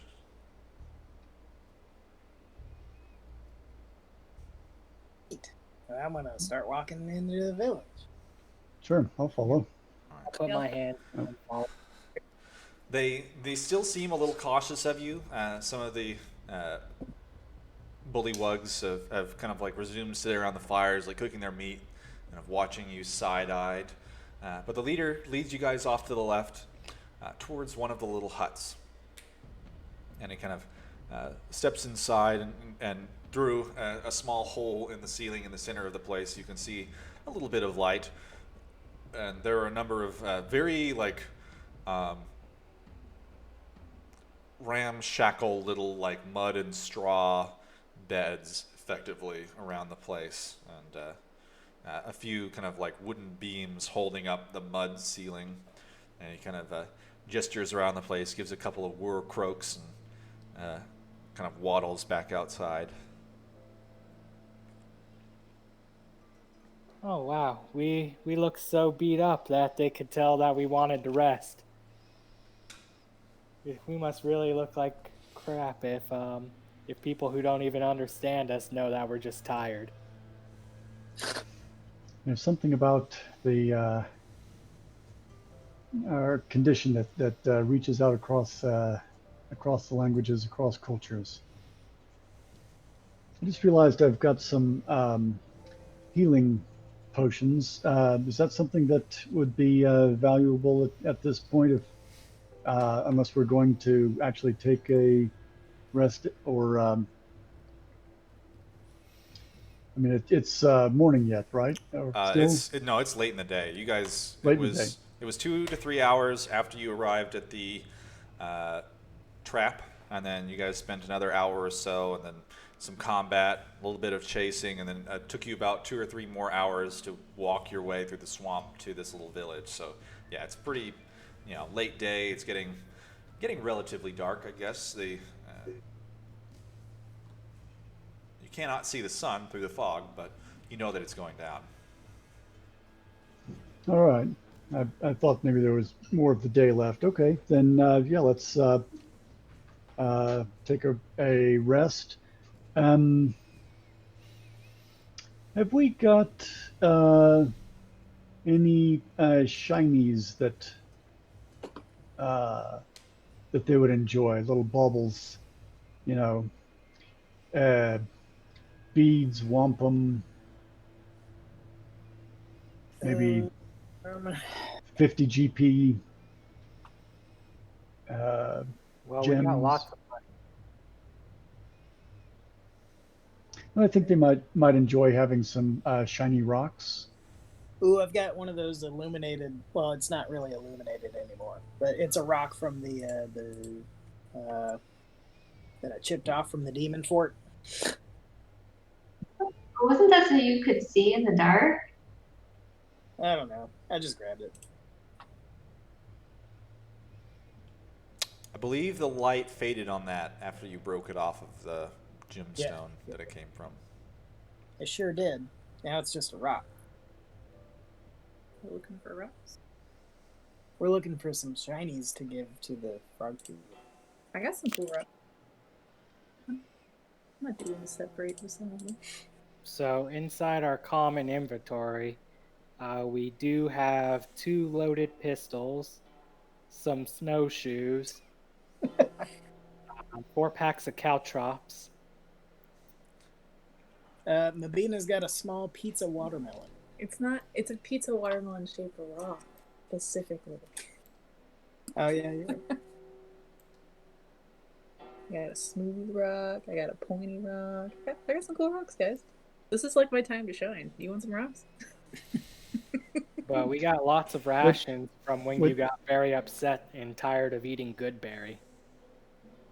We've got a superior healing potion, which would have come in handy. I don't know that. So as you guys are kind of having this conversation, the fat little leader kind of waddles back into the tent, followed by 2 kind of younger looking bullywugs that seem to be carrying what looks to be kind of like large flat stones, and on the stones they have a number of like fried fish and set out ready for you to eat that they have cooked, and they kind of like set the stones in there, and the 2 of them head out with the leader of the bullywugs kind of gesturing both hands towards the fish. Gives you a couple of croaks and groans. Lucan smiles back at him and nods his head. As he kind of eyes all of you up a little bit and kind of waddles over to you, Quinlan, and he like reaches out to like squeeze your cheek like grandmother style. I'm gonna I guess, as he's reaching up for my cheek, I'll reach up for his. All right. He kind of squeezes your cheek a little bit, and then he like pokes you in the tummy for a second as you're squeezing his cheek. As you touch him, he's like kind of slimy and soft.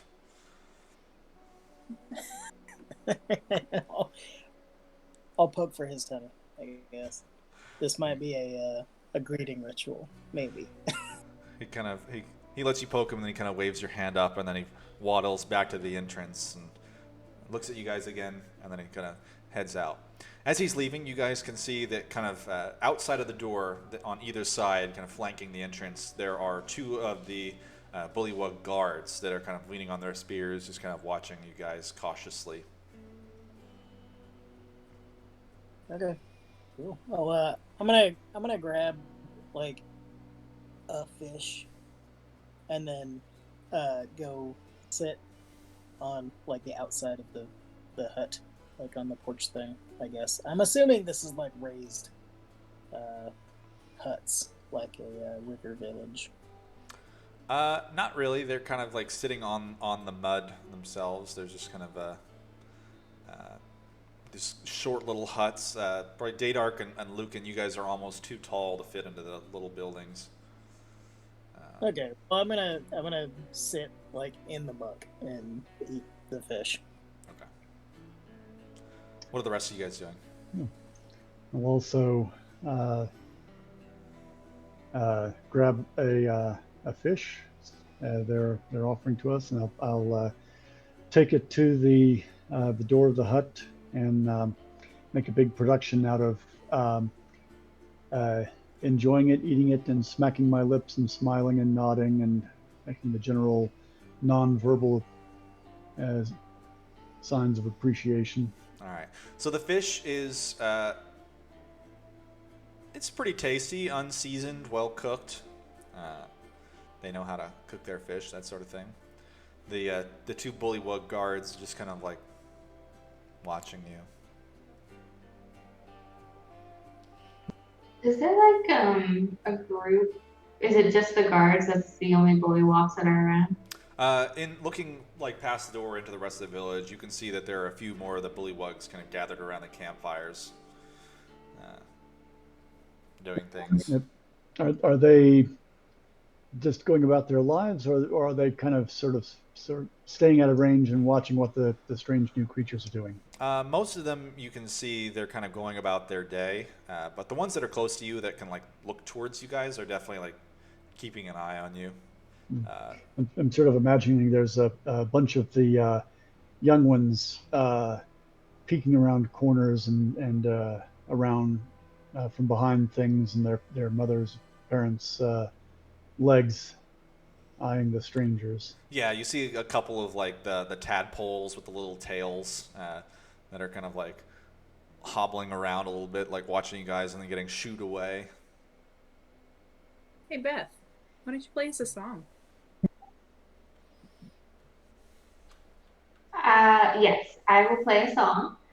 I do, though, after I play a song, want to go and try to make friends with bullywugs. But I will play a song first that will try to make them more friendly to us, basically talking about how awesome we are as a group. Okay. All right. And I'll just take off my armor, eat the fish, and start doing my nightly ritual. Got it. Yeah, Bethany, go ahead and give a performance check.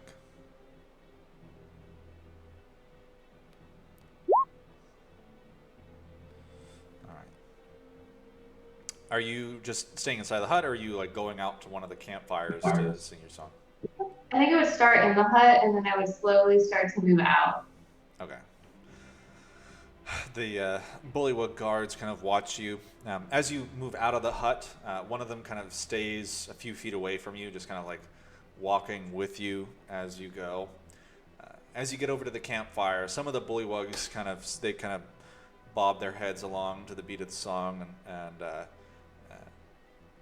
few of them you can hear that they start to kind of croak along to the music. That might be a form of singing along to a certain extent. Can she try to imitate their croaks to like try to learn their language, or at least mimic it so it sounds like try to like pick up a few words? Sure. Make an intelligence check.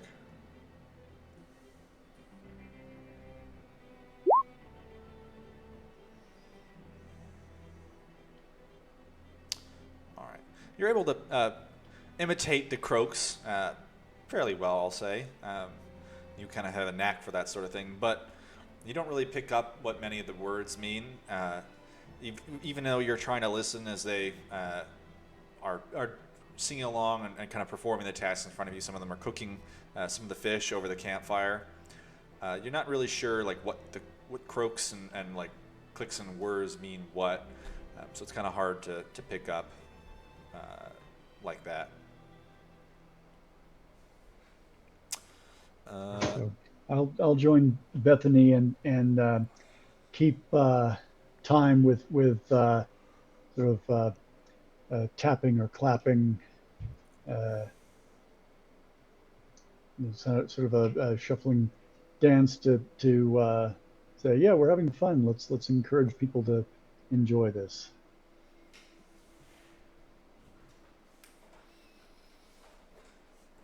All right.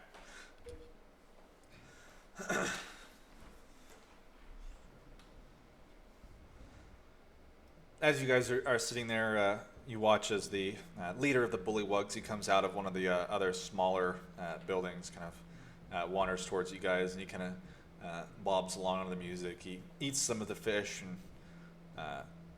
croaks and groans at some of the other Bullywugs. As you guys are singing, a few more of them kind of cluster around you guys until there's about 10 or so Bullywugs. Two or three of them are like kind of the guards. They're like leaning on their little wooden spears.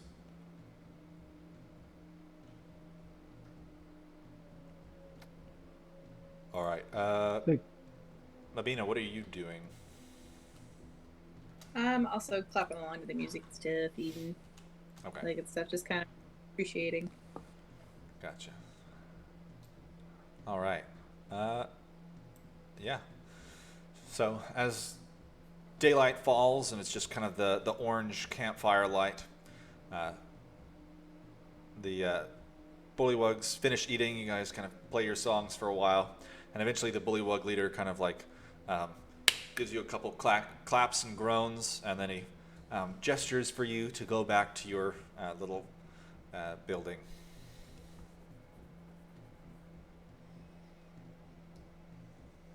Gladly do so. I gotta take a All nap. right. All right. So you guys, I think we'll go ahead and take the long rest here, and I think we can take a break probably for just 5 or so minutes, and we'll pick back up. All right.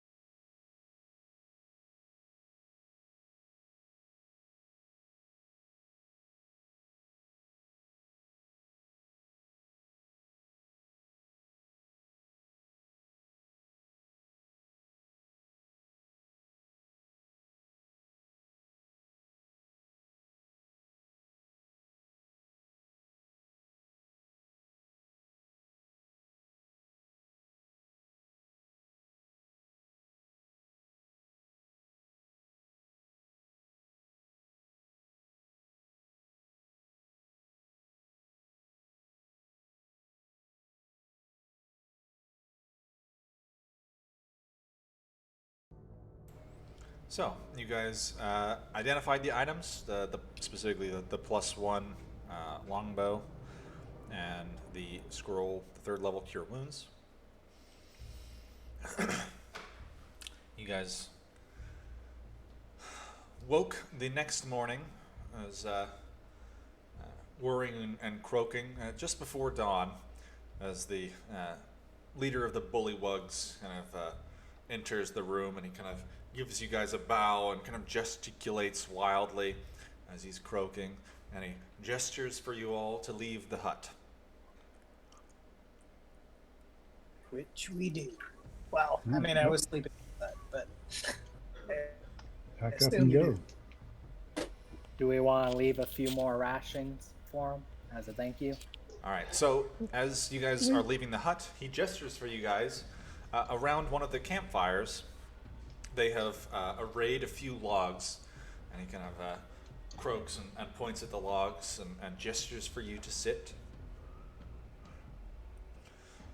In front of the campfire, you can see that they are cooking and cutting up what appears to be a rather large alligator, along with a number of fish.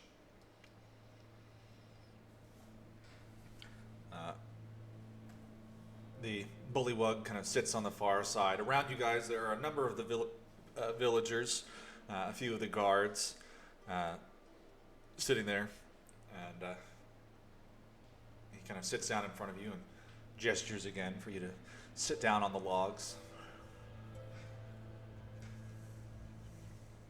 I'll take a seat. Yep, samesies. Yep. All right. So as you guys sit, a number of the bullywugs kind of come out, and they begin croaking and kind of serenading you with a sort of song.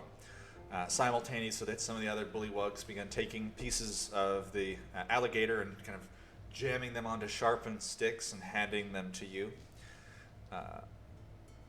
The leader kind of claps along and like croaks, and he's sitting there kind of jiggling pretty much. He's a rather fat little frog.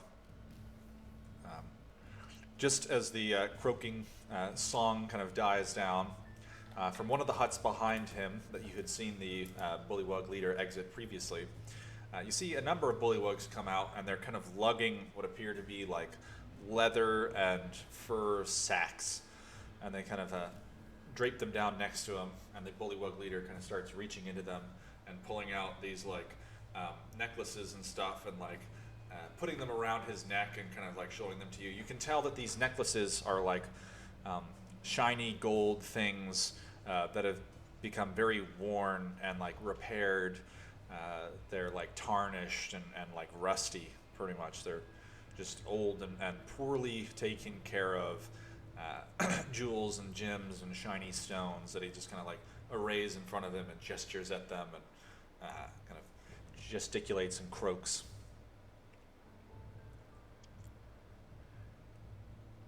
You guys eating your alligator? Yes.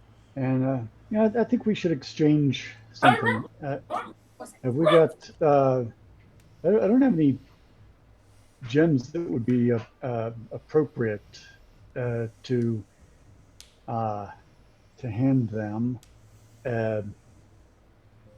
You know, the lady's payment to us, and that's kind of about it. Does anybody else have anything? You know, not real fancy, like a 50 GP gem or a ring or.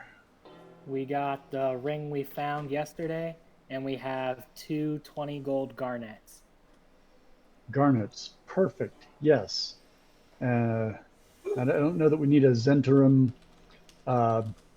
sigil thing. Yeah, it's probably not worth the risk. You know what? We've got the blown up handle. Well, no, that's not going to be in any of any interest. What have we got that, you know, like the garnets? It's just not much, but it'll make some frogs happy. All right. So as you guys are kind of deciding what to give to the frogs, Two of the guards come up behind Bethany and Quinlan, and they kind of like put their little squishy webbed hands on your shoulders, getting your attention, and then they kind of gesture for you to follow them, and they kind of give you a little, like a very exaggerated bow. Okay. I don't see what could go wrong. All right.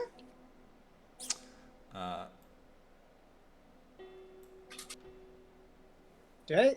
Hold on. I do an insight check and Okay. see if I detect any malintent. All right. Make an insight check.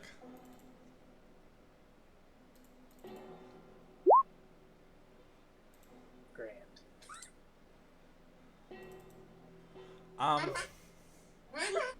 Thanks, baby. It's difficult to read the expressions and intent of the frog creature. They don't even have the same muscles in their face as your average human or elf or other kind of bipedal creature that might allow you to read their intent. But they are gesturing for the two of you to follow them and leading you guys towards the rather large building, the one in the center.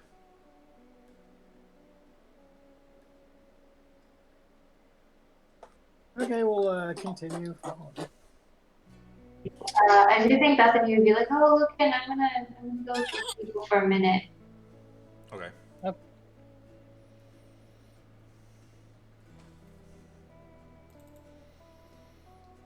Did they get us straight out of bed for this? Yeah, pretty much as soon as you guys were waking up. Right. Yeah, I probably don't have my armor on, and all I have on me is probably a dagger. Okay.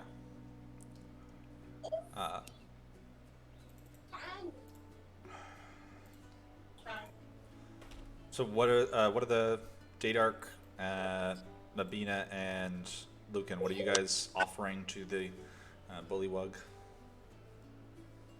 So yeah, we have those 2 garnets, and we have more rations. Lots of rations. Okay. Right. I think they're set for food. I mean, that was a good icebreaker, but I really think that the things like the garnets would be nice. Something that's sparkly and goes well with a muddy, swampy environment. Yeah, Mabina said she wants to give him her pretty rock. Talking about that small pizza watermelon rock? Yeah, that one.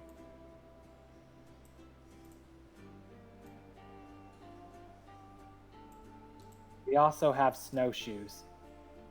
Probably something they've never seen. We might want to keep those for ourselves. You never know when we might need snowshoes. Well, 2 pairs are dwarf size. Not Quinlan size. Oh. No, they would be taller than me. Slightly.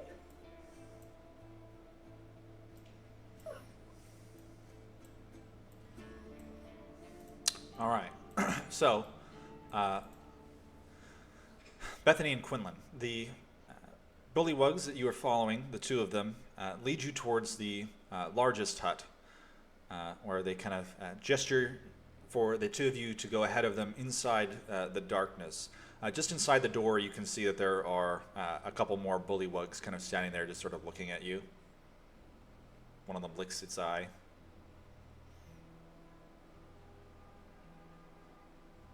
Yeah, starting to get a little wary here, but alright. I'll just wave to them, I suppose. Friendly like. One of them like raises its hand and kind of like gives a wave back, and it like looks at its hand and just kind of like works its fingers like it's never waved at anybody before.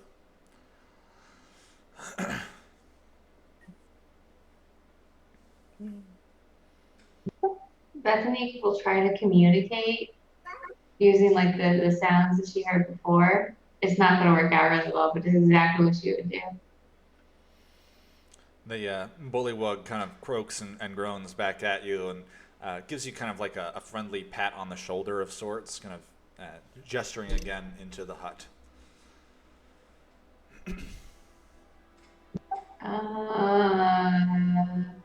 How safe do you think it is in there, Quinlan? They haven't done anything wrong so far, so I'd say maybe prepare yourself. Okay then. Go in. Let's go in. So when you guys enter, you can tell that the construct is kind of built awkwardly around a sort of like mound hill rise, where the farthest end of the kind of teepee hut structure, the mud actually like slopes into the ceiling, giving the space that you guys are actually walking in kind of like a crescent moon shape to it. And directly in front of you, about 10 or so feet from the door, you guys can see that there is a large chest, kind of like a old, mossy, kind of mud-covered chest. To your right and to your left, there are two more of the bullywugs, the two that you could see just outside the door, who one of them gave you the wave. And the two kind of follow you inside, and they kind of gesture at the chest. It's a pretty large, like oaken looking thing, but it looks very old and like it has not been taken very well care of.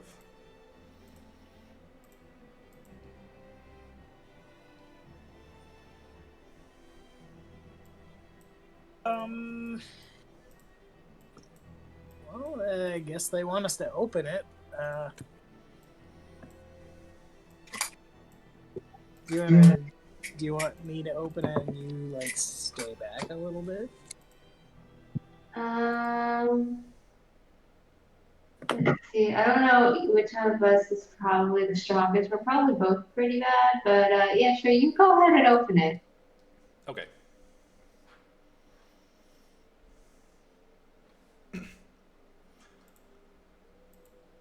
So, Quinlan, you're just walking up to the chest and sliding over. It's about 10 feet or so in front of you guys. Alright, yeah, I'm gonna walk up to it and I will cautiously, arm's length away, try to pry it open. Yes.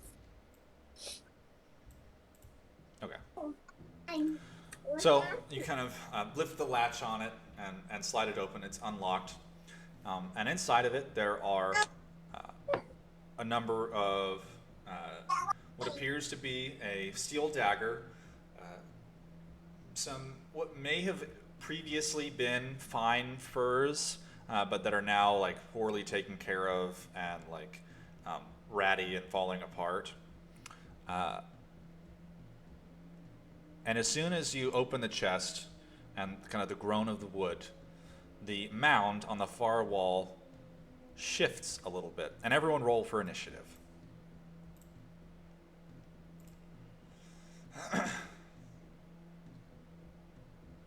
Everyone or just those two? I'll say everyone. The other three are only like a total of like 40 feet away from you, so.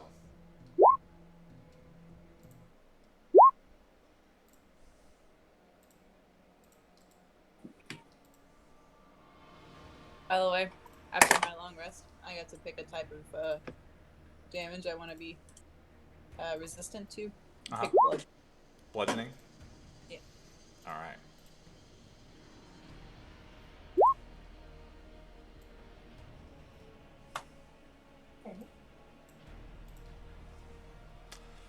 Just look around my room. What the fuck? So what just came alive again? Was it a statue or? It looked to you guys like it was like the mud part of the hill, but as soon as you opened the chest and started rifling out, 3 large eyes blinked open in front of you, and you saw lips spread open, revealing teeth and tentacles rising up. Well, that's not cool. All right.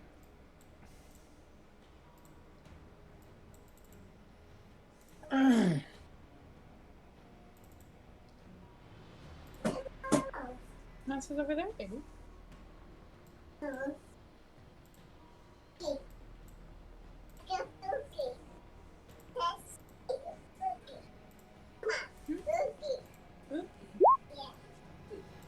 I lost. There he is. Whatever's outside the window. We got poo-poo. Our initiative didn't carry over. You want us to re-roll it, or what?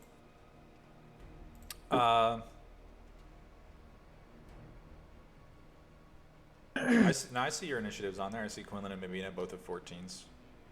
Huh. They don't say it. Yeah, we only see the monsters in Dadar. Oh, I see Quinlan and Mabina. That's all that matters. Quinlan, did you and Mabina, both of you, it looks like your hit points are not correct on your tokens, so I don't know. Yeah, we didn't refresh after the Oh, long they're... Boop. And then... Oh. No, that was... 85. Turns out frog hemoths, that big thing, are super stealthy for like no reason. I mean, frogs are damn near impossible to see until they blink. Would be an ambush predator.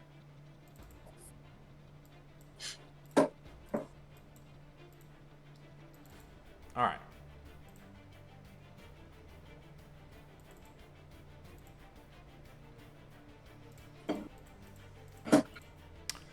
So, the giant, three-eyed, four-tentacled tooth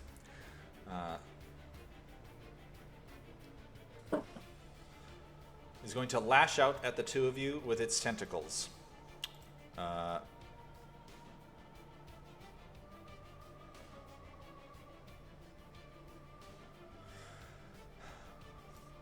Both of which, yep, connect. So, Bethany, you take 21 bludgeoning damage as the tentacle wraps around you, yanking you off your feet towards the mouth. And Quinlan, you take 13 bludgeoning damage. Rude. As it also grabs you and yanks you towards the mouth. And it is going to attempt to tongue you. Ew. You have to hip it. So, Quinlan, go ahead and make a strength saving throw. So you are grappled. I don't believe that messes with your... That's not so. well, that... Alright. I'm gonna go poo-poo. You gonna go poop in the potty? I bet you Shiva could go poop in the potty. Okay. So, the tongue wraps around your upper torso, yanking you out of the tentacle, and towards the mouth, where the teeth down on you, and you are swallowed, Quinlan. So you also take 17 piercing damage. So you are blinded and restrained. I was gonna turn the TV for you. So you can watch Shiva. Okay. Shiva. Bethany, it's your turn, though. quick question about physics. So, let's say I were to polymorph a creature and that creature had just swallowed another creature. Would that creature that was swallowed burst out of the polymorphed creature? Or would he just spit them out or something? He would probably just spit him out. Just like, as he was like transforming into the other creature, he would just... Awesome. I'm going to polymorph the tentacle frog thing into an actual toad. Alright. And that's a Wisdom 17 DC. Alright. Even with a +5 to wisdom, he rolled a nat 1. So, the giant toad and Quinlan you're spat out in front of it. Let me see if there's a toad.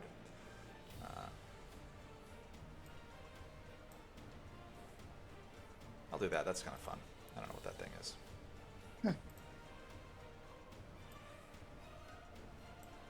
that over there. And the giant shape shrivels up into a little toad that is sitting there in front of you guys. The other toads, or the other frogs, kind of like croak in disbelief. One of them makes a noise. So it's still your turn if you want to do. That would have been your action. I don't know if you want to do anything else. I want to turn around and yell at the froggy and be like, "Bad froggy! No, we were friends. We were friends." And then she's gonna not move out of melee range, but kind of move around so she's further on the other side of the room. Okay, like back.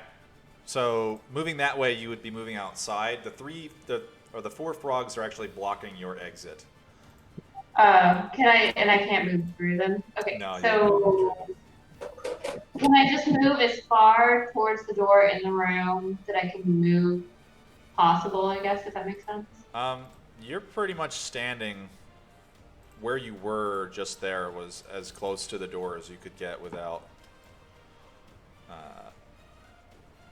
getting out.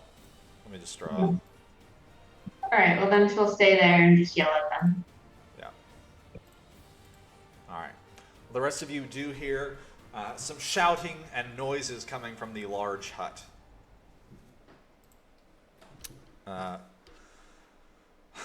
The large bullywug, kind of one of its eyes kind of shoots off that way, and then it looks at the rest of your party and gives a croak groan, and all the other bullywugs kind of leap to attention. That's probably the end of his turn. They don't specifically level their weapons at you. I think they're still trying to figure out if you guys have figured out you're in trouble. Dadar, it is your turn. All right. I will use my action to call forth Zilvire. And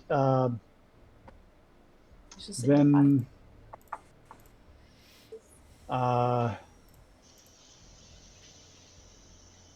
my bonus action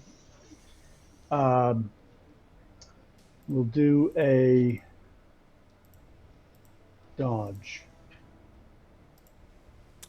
I don't think you can dodge as a bonus action. I think you...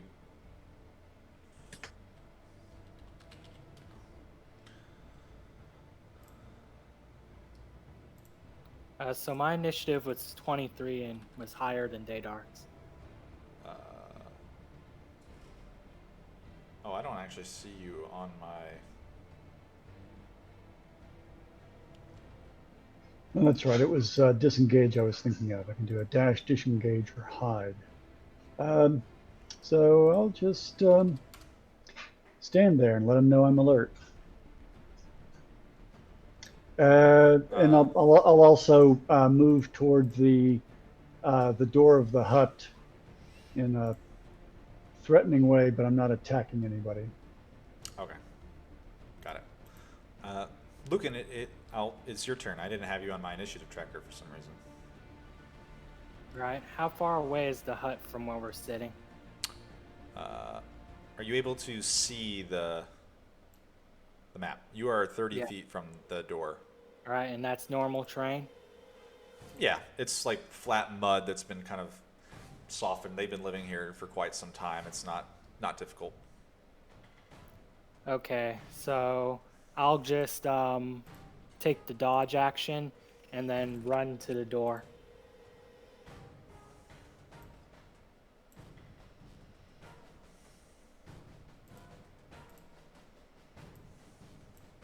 And that'll be my turn. All right.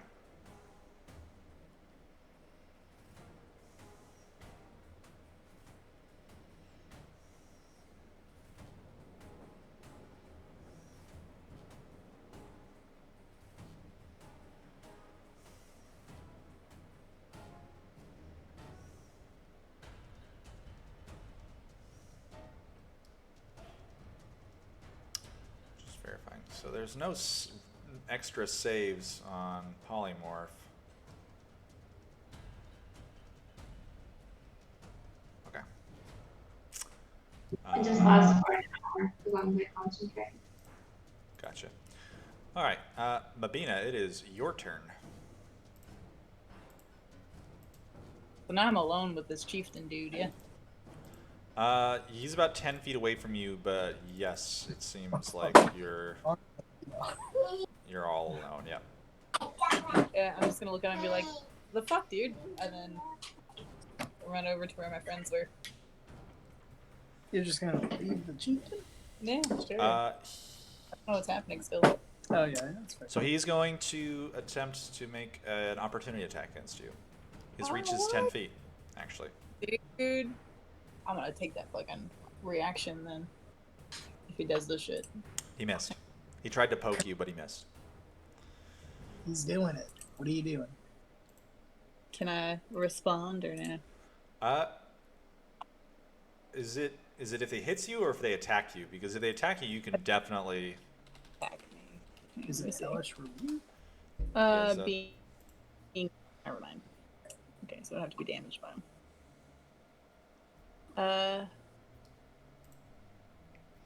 Then I'm gonna stop and fucking. Is he stepping into the building? I don't know. I still have an attack, don't I? Because I was trying to run away. Yeah, you only were trying to use your movement. I'm gonna fucking. You gonna move first, or you gonna attack first? Well, I guess I'm gonna move away first and then attack. So. Towards the group. I'm gonna take my 30 steps and then I'm gonna Eldritch Blast them from a distance. Okay. You wanna go there? Yeah. And then Eldritch Blast them. This guy? The chief. Can you mark the chieftain on the map? Yeah. Thank you. Blast.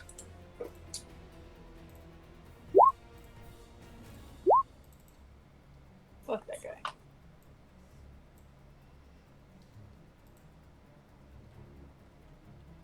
All right. The first one hits. The second one obviously misses. Striking him. The other bullywugs start to croak and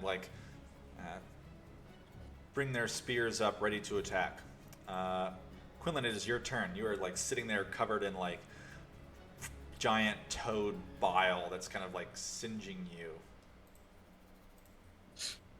If I may make a recommendation, Quinlan, Earth Elemental. Earth. Yeah.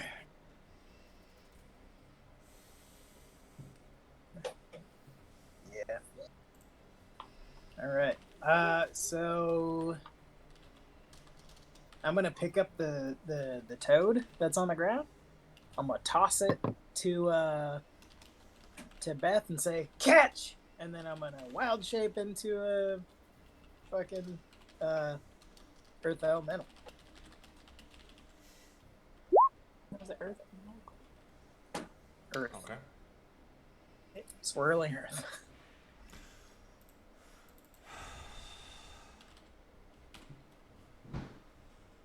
Which wild shape is a bonus, so I should have an attack. Is it just an earth elemental, or is any elemental of a certain combat rating? I believe I can wild shape into any elemental I wish. Where? There was a bear on the TV? Yeah, I believe the Moon Druid's given specific choices that they can wild shape into. Okay, I just wanted to make sure you couldn't turn into an earth elemental myrmidon, because they're obviously much better. Oh no. Just basic ass elemental of fire, earth, water, or air. Okay. Yeah, so that's a bonus, right? So because it's wild shape. So I should have an attack, right? I believe so, yeah. You can use your regular action. Heck yeah. Let me just Hey. pull up the shit for that. Where's the bear?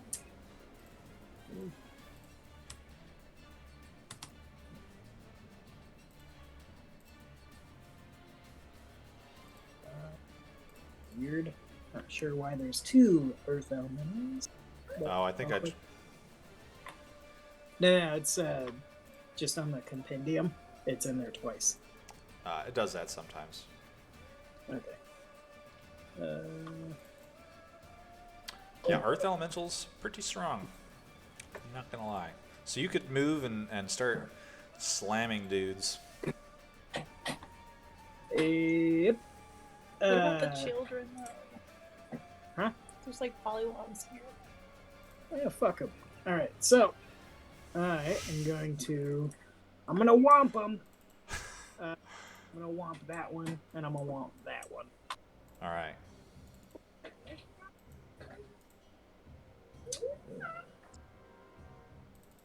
How would I go about it? I would just roll the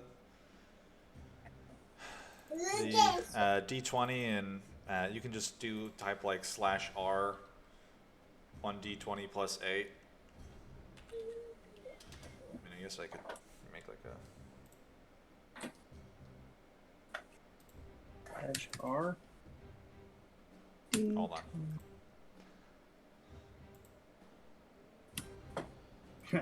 That I mean, these frogs did violate guest rights.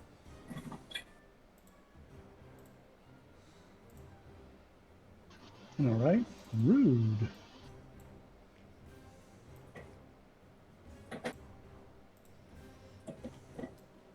There you are.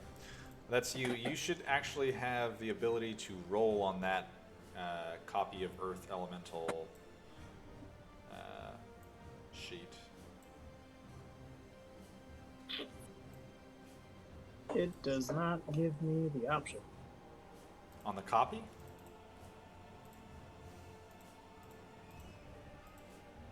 Oh, dirt. I'm looking at the fucking bio. Okay. Okay. Yeah. Where? Alright, slam. And Oh slam. my god. Oh my Double slam. god. So you just like one fist squishes the first little frog into the dirt, and then with the second fist splats the other one too. And they just both like explode in some like gore and viscera. They didn't have a lot of hit points. Sweet. We want them good. I fucking want them. All right. What she you were looking at? So, the bullywug next to you, Bethany, is going to move right there. And he is going to try to bite and spear. The bite misses, but the spear connects for a total of 6 piercing damage. Does Lucan see this? Yeah, you would probably be able to see through the door and see that the bullywug is biting and stabbing at her. Polymorph stays. All right.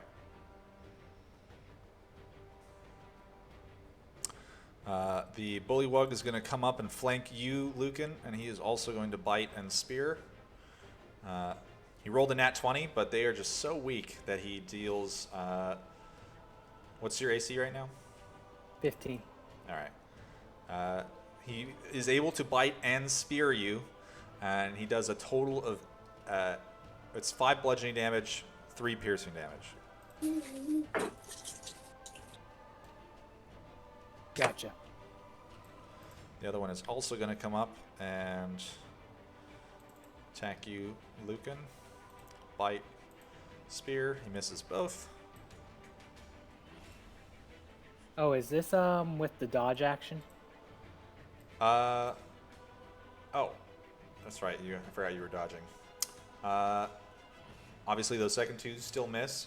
But of those first attacks, only the first one would connect for a total of 5 bludgeoning damage. You would not take the piercing damage. Gotcha.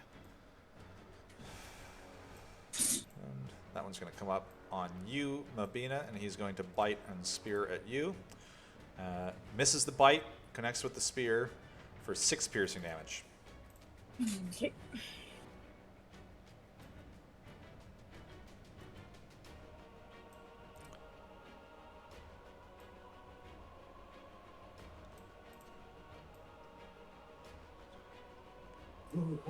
That one's going to come up behind you, Daydark, and bite and spear, and he misses. That one's going to come up right there. The frog that you, or the little toad that you have made, is going to, hold on, actually, what's the speed on a little, I'm really curious. Okay, he can move the whole way. He is going to move up to you, Bethany, and he's gonna like open his mouth and kind of like bite at your ankles. He's not really Didn't doing anything. Quinlan throw him at me though? Yeah, Like, Quinlan threw him at Bethany and said, "Your catch." Oh, Yeah. well, he's Like, trying to me bite you. right now? Okay. Like,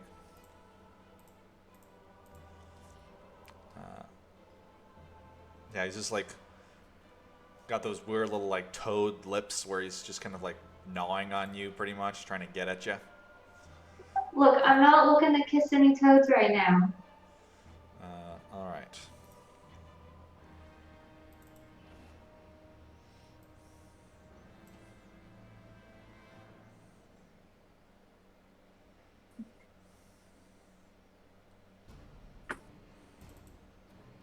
All right.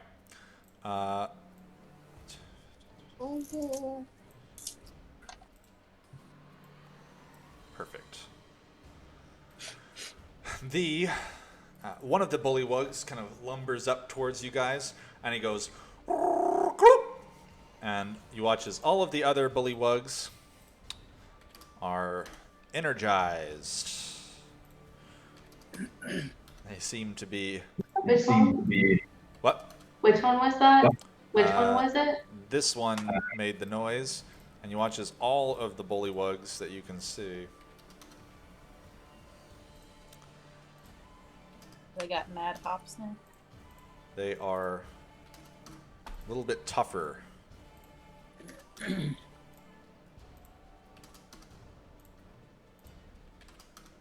See their frog picks. All right. And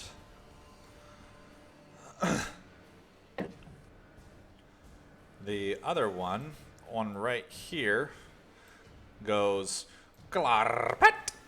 And everyone go ahead and make a wisdom saving throw.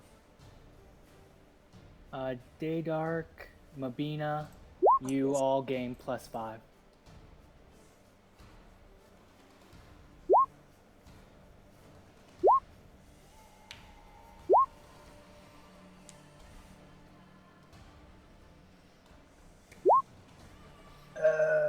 Is that a wisdom saving throw as the elemental? I believe your mental ability scores are the same, so just roll on your regular character sheet. All right.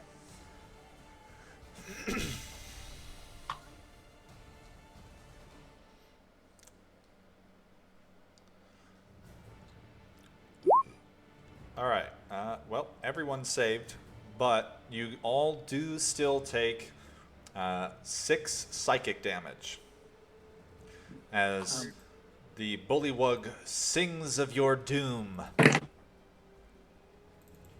Daydark and Mabina, you take 3 instead.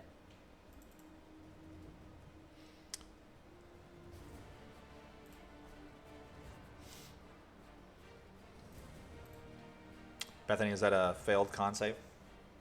That is a That fail. was a Constitution check, not a saving throw. Or, sorry, well, it's a con save for Yeah, concentration. we put the right one. Sorry. There you go. Now Still she failed. uses the spell. So now there's a big giant toad right next to me. Wait. They took how much damage? The Mabina, I think you said she takes 3. Yeah, Mabina and Daydark myself took 3. The elemental takes 6. Unless you're resistant to psychic, but I don't think you are. There's not a lot of things that are. No, he just has resistance to physical damage. All right. Well, Bethany, it is your turn. I'm gonna try this polymorph thing again because that's scary and I don't want that. Also a toad. Okay. Unfortunately, this time it kind of shakes its head and eyes you angrily as it knows that you turned it into a little toad. She's gonna stay where she is because it's a little dangerous to move, so she'll just look right back at it. All right, its 3 eyes are glaring at you. Lucan, it is your turn. All right, in a rare instance where Lucan is angry, he angrily grasps his holy symbol as it grows bright, and his ancestors spring out, casting spiritual guardians. And he says something along the lines of, "I won't forgive you for violating guest rights." You're rude. Very unhospitable, my good sir.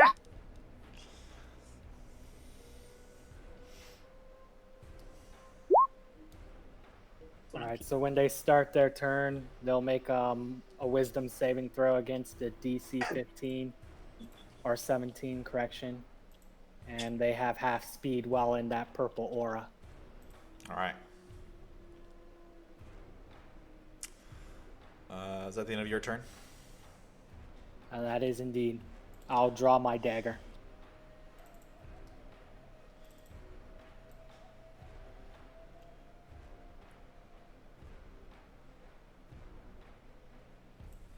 All right. You guys see as the giant toad kind of leaps its way out of the mud towards the bullywug leader. Then the leader is going to spend half his movement and climb onto his mighty steed.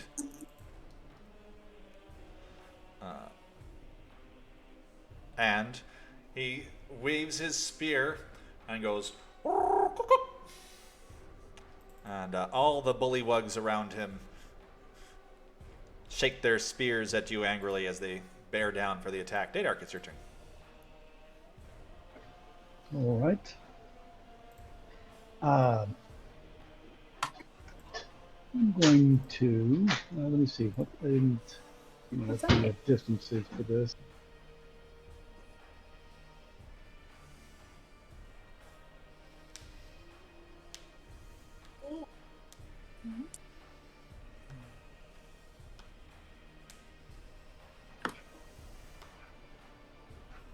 I'm going to use my cunning action to disengage. And no, you know what? Never mind. Scratch that. I'm going to turn first to the one bullywug on one side and let him taste steel while shouting.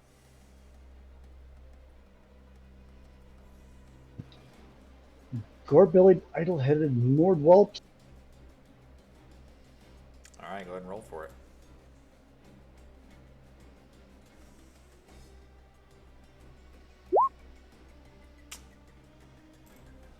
All right. You pierce through its armor and rip away a chunk of it, but the bullywug is still alive and quite angry. Then I will use my second attack and do the same again. Oh wait, actually that wouldn't have hit. Sorry, I was not. Wrong AC. Some of them have really low AC and some of them don't. But it is, you're right, it is still alive, so you can go ahead and attack again.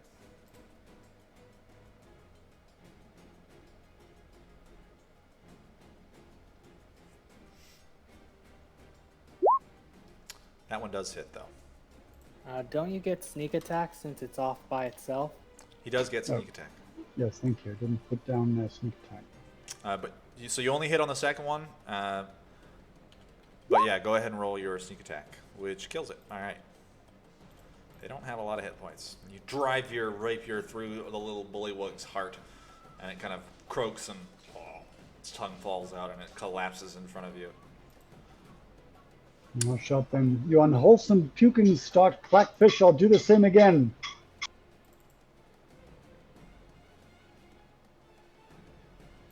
All right. Mabina, it's your turn.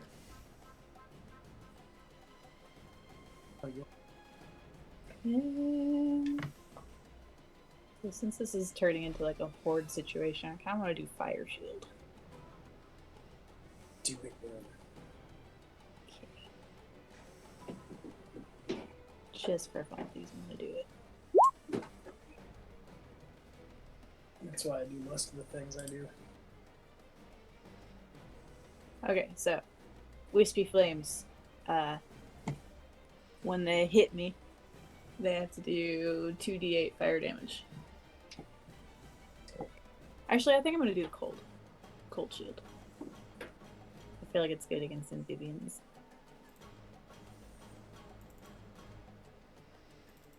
Good choice. All right. So you have resistance to fire damage, and if someone within 5 feet of you hits you with a melee attack, the shield erupts with flame, and they take 2d8 cold damage. Cool. Yeah. All right. Quinlan, it is your turn. Alrighty then. I'm gonna whomp them. I'm gonna fucking get through that doorway. However means that takes, probably breaking the doorway. But You can actually burrow through. You can just slide right through unworked earth and stone, so you would be able to just move through the wall, basically.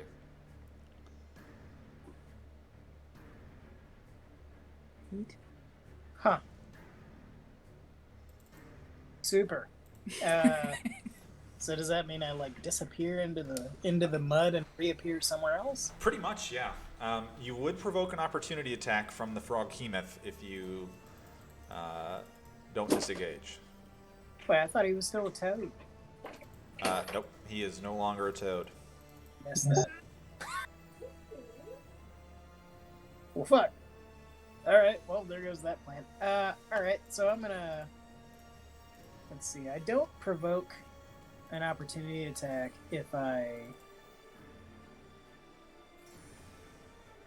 move over to here, do I? That is true. If you kind of like, if you like basically went underneath the frog Hemoth, or like around him, you wouldn't really provoke an opportunity attack. Sweet. As long as you stay within his reach. Awesome. So I'm gonna get my way over this way, and I'm gonna whomp him, and I'm gonna whomp him. All right, you're gonna whomp him. Yeah. Let me. Which ones were you whomping again? Sorry, I only saw the second one. The frog Hemoth and the bullywug next to him. Okay. Just go ahead and get that asshole out of the way.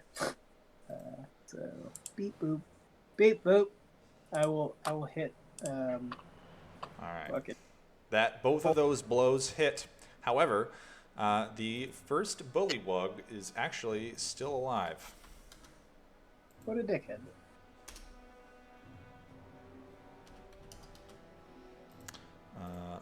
Don't But, worry, you know, my aura will get him. You whomped him pretty hard for sure. The second attack against the. Okay.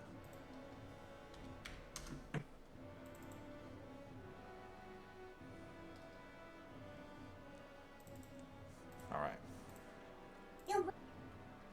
Are you being gentle? All right. It is the bullywug's turn. So there are 1, 2, 3, 4, 5, 6 bullywugs in your reach. DC 17, wisdom save for 13 damage, half on a save.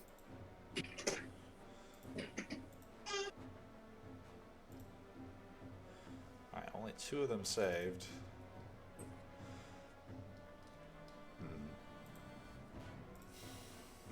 Well, that guy dies because it is not possible for him to live.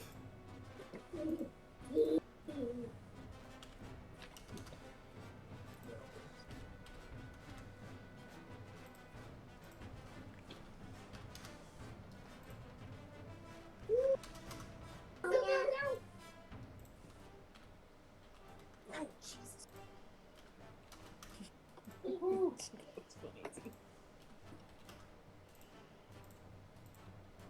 Treat that man. All right.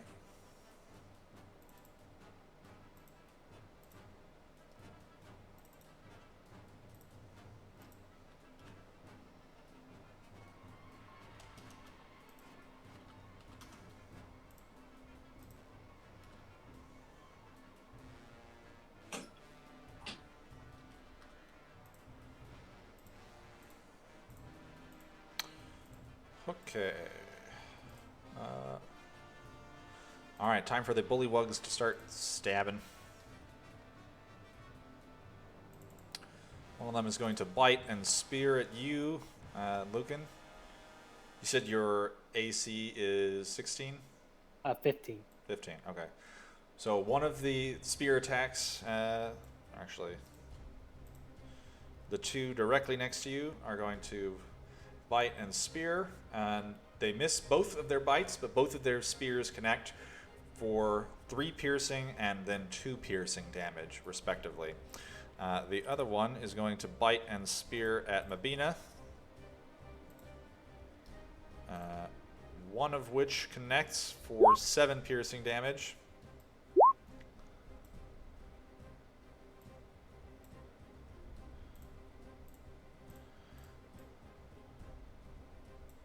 The other one is going to flank you, Daydark.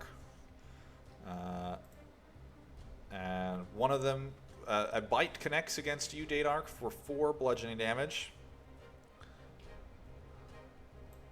The other one is Wait, gonna- he did bludgeoning damage? No, it was piercing damage to you. So he did take damage. How much damage does he take on your cold shield? 2d8.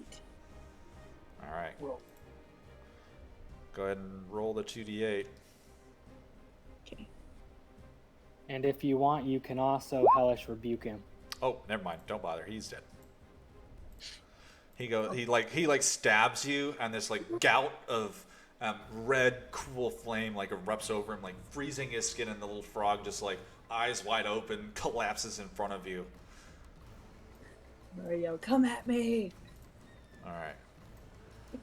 The other one is going to move right there, and he is going to bite and spear at Daydark. The spear does connect for a total of 8 piercing damage against you, Daydark.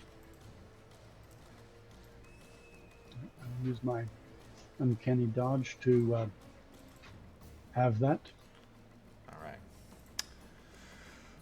All right, Bethany, are you ready?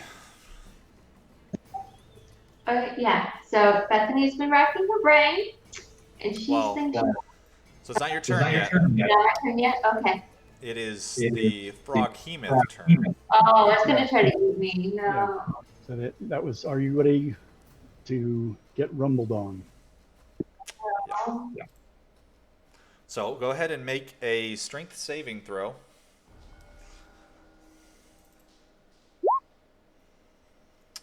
All right. So the tongue sticks out and like suctions onto your upper chest and back and yanks you towards its mouth where its teeth are waiting, and it swallows you whole, and you take 29 piercing damage.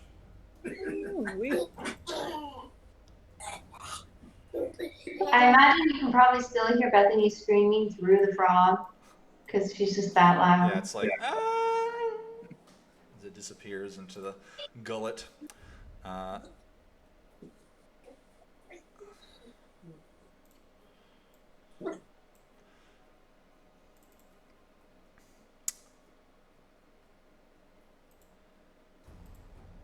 Wow, that is, I'll be honest, that's kind of impressive. So, two tentacles shoot through the door towards you, Lucan. Both of which you're able to like duck out of the way pretty easily as they kind of like grab the air next to you. He rolled 2 nat ones, which is almost I don't even understand how that's possible. With yeah, that's kind of wild that both nat ones.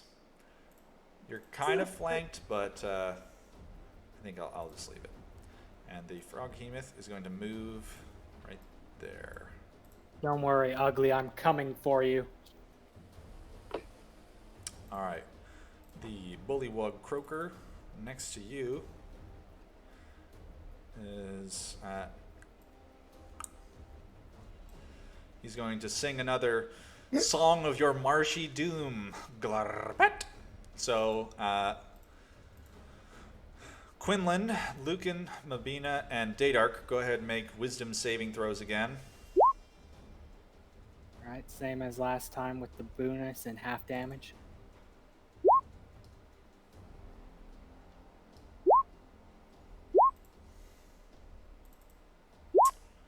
All right, so you all take 3 psychic damage. And for those of you, I believe, Mabina and Dadark, it is reduced to 1.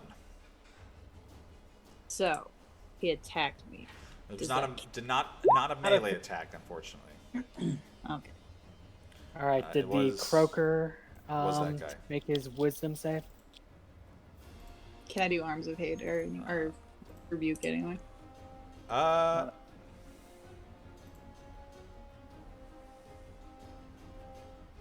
you can do that. Which it's a reaction you do, which in response to being damaged by a creature within 60 feet of you that you can see, and doesn't specify melee damage. So yeah, go for it. So he did fail his save, but he has more hit points than you would expect. I always kept at highest level. So 4. So does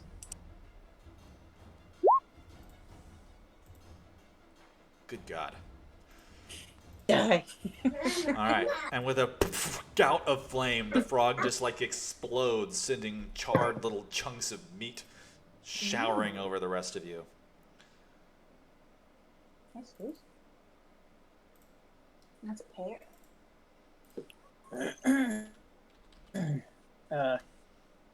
I guess as a free action, I'd like to gather some of that meat. Okay, like little bits, like landing on your stony skin. You kind of like pick at them. The other bullywug croaker is going to do.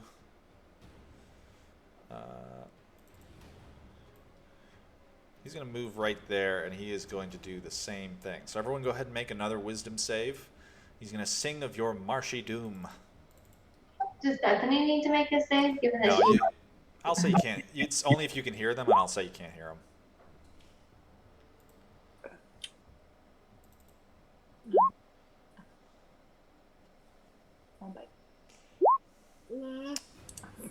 All right. So Mabina, you take 12 damage. The rest of you take 6.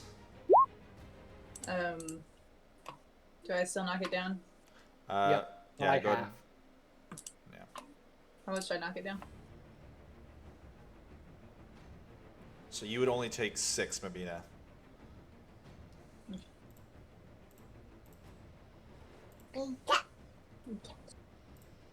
And how much damage was I taking? 12? Yes, it would be 12 for you. Or no, you. I didn't see your roll. You pass, so you only take 6.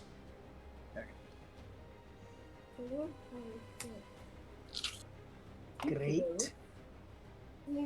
Mabina, did you want a hellish rebuke of that shit? There you go. Bulls.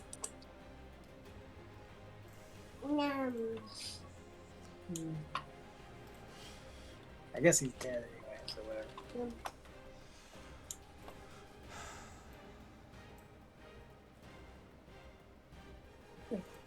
Bethany, it is your turn. So you are restrained currently.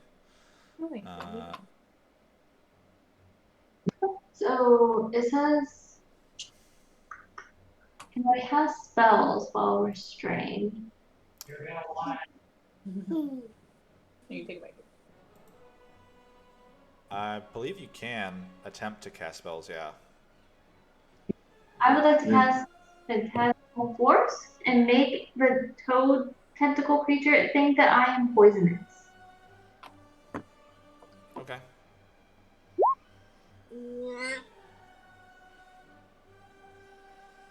And given that poison does damage, I think it would take the psych damage if it fails. All right. The froghemoth kind of like gums you around in its mouth with its tongue, and you kind of like feel yourself shifting around. And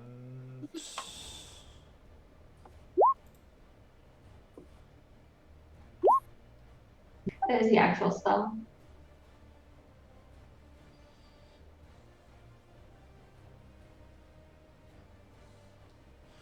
so it would be a visible phenomenon. So in nature, from what I understand, creatures of bright colors are poisonous. So like bright spots and bright colors and that kind of thing. So I want to make him think that I was like brightly colored, and that correlates to being poisonous. Okay. Uh, sure. So the frog kind of gums you around in its mouth for a second, and then spits you out in front of it.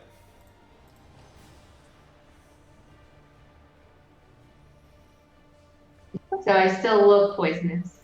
Okay. Lucan, it is your turn. All right. I'll bonus action to Misty Step.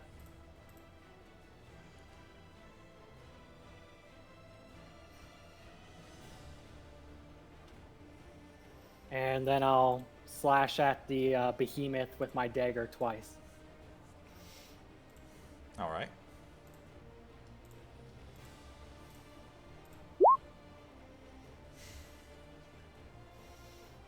That connects. And on the first one, I'll drop a third level smite. Both of them connect. And on the second, I'll drop a second level.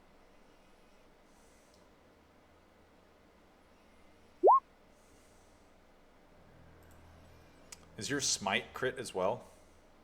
Yes.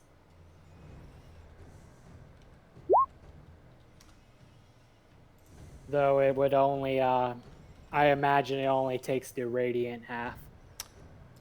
Yeah.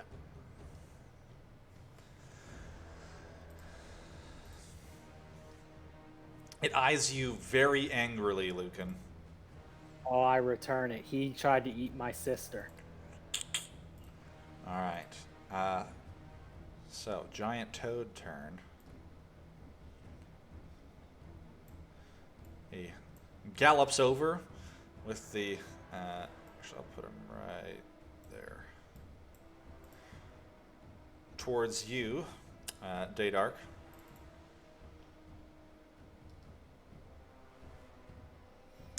And he.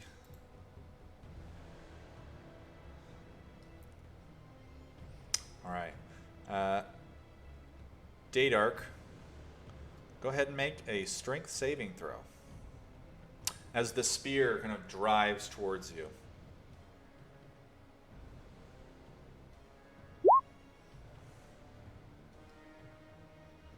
All right. You're able to remain standing, but you do take 9 piercing damage as he attempts to shove you to the ground. It is your turn.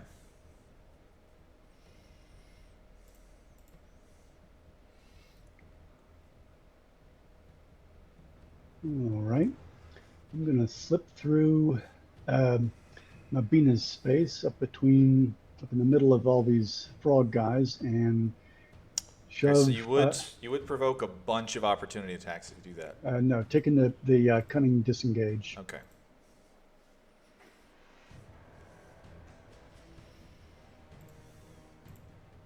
and stab at the frog that's been doing all the singing. That one. Yeah, that one. All right.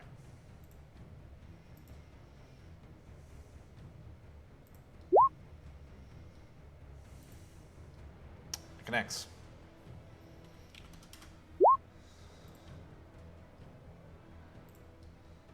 And the second attack as well. All right. It is still standing, but it is looking pretty injured. It's starting to like bleed and ooze and like cup at its wounds. Mm-hmm. And let me see.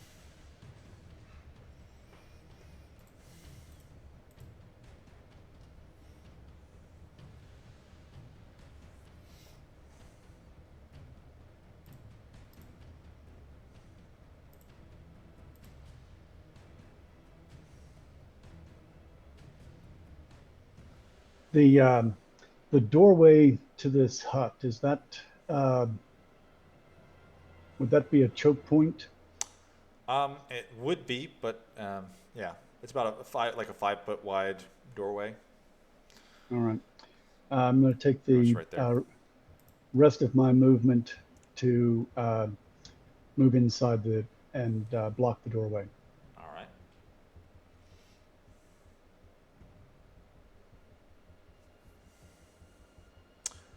And then finish with, thou villainous pockmarked maggot pies, I'm not done with you yet. All right, Mabina, it's your turn.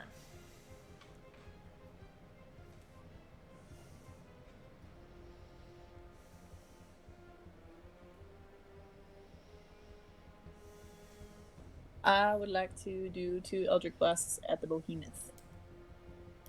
Should probably get inside the building. Oh, is he in the building, the Behemoth? Yep. Certainly, Ah. because it's a big building. Alright. Sure. I'll go for it. You're probably going to want to disengage first.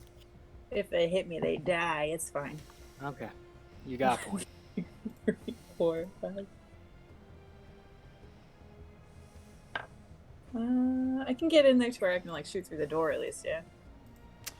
Yeah, you'd be able to. So if you run in there, you're gonna provoke 1, 2, 3, 4 opportunity attacks. I'm already Four? dead. And she's Alright. only got two people adjacent to her, yes? The 2, big guy Oh, probably oh. has reach. Good guy's got reach. 4. 60 HP and a resistance to bludgeoning and a fire shield that'll attack him. So I'm feeling alright about it. So I'm gonna go. Where's the entrance to the door? Kind of right in front of Daydark. Okay. All right, but as soon as you leave the square you are on now, make a strength saving throw.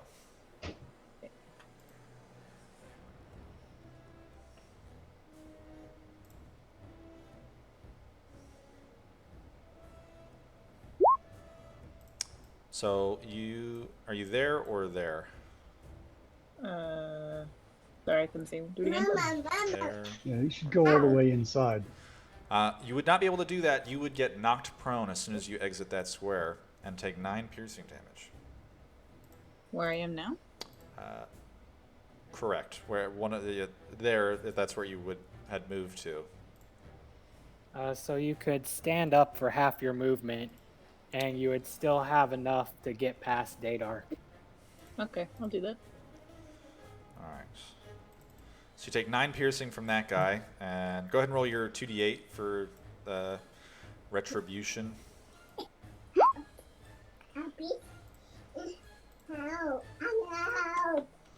And it's cold damage. All right.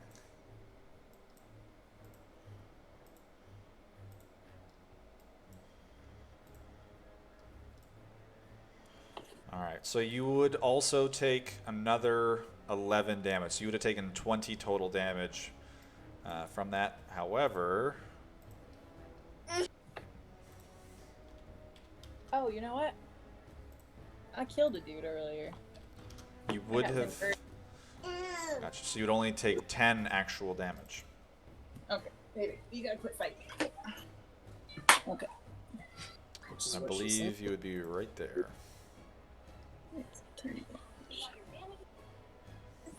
Okay. And then I would be there. Okay. And then, so 2 people attacked me or just 1? You could also be right there, I guess. You would have 10 more feet from when you stood up. Okay. So I'll be there, I guess. So yeah. Did 2 people attack me or just 1? There were 4 of them that attacked you. 3 of them hit you. This So one, do I roll one of them, or do I this just do the one, one? and this one. You just roll the once. It's fine. You Okay. dealt the damage to all of them pretty much. They like. Okay. And then do I still have an action, or did that count as it? The moving? I believe you still have an action. You didn't disengage or anything, so you're all good. Alright. I'm going to do 2 Eldritch Blasts. Oh, that'd be good. On this one? The Behemoth. Oh, okay. All right, they both hit.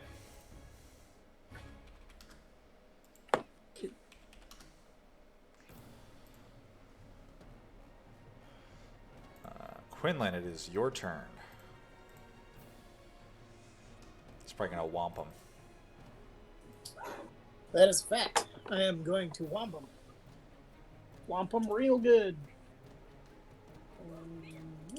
And back down. Get fucked. Oof. All right, the first blow strikes its hide. The second one, it kind of scoots out of the way and you slam into the ground next to it.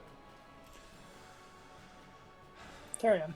All right, Bullywugs, attack. That one's gonna go right there. Go right there. There.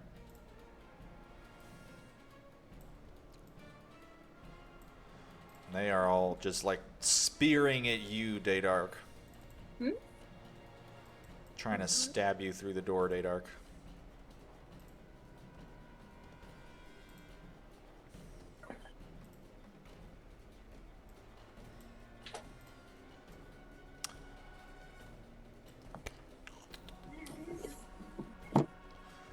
Alright, so a bite and a spear attack against you on the first one, so you take 4 bludgeoning damage from the first one. The second one, it connects with a spear attack, so you take 7 piercing damage. And the third one only connects with the bite for 5 bludgeoning damage against you, Daydark. Dodge. Alright, it is the Frog Hemoth's turn. Yep, that was, sorry again, 4, 7, and what? 4, 7, and 5. All right, I'll use Uncanny Dodge on the second attack, Alright. reducing it to, 3? Lucan, go ahead and make a strength saving throw.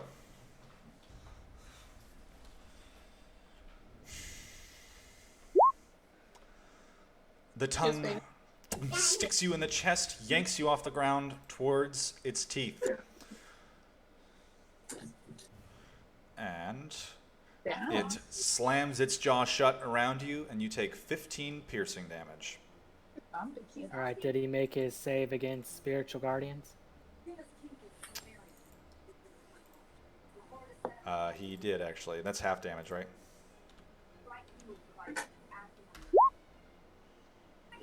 Oh, wow, that sucks. All right, how much damage was that again? You would have taken 15 piercing damage. And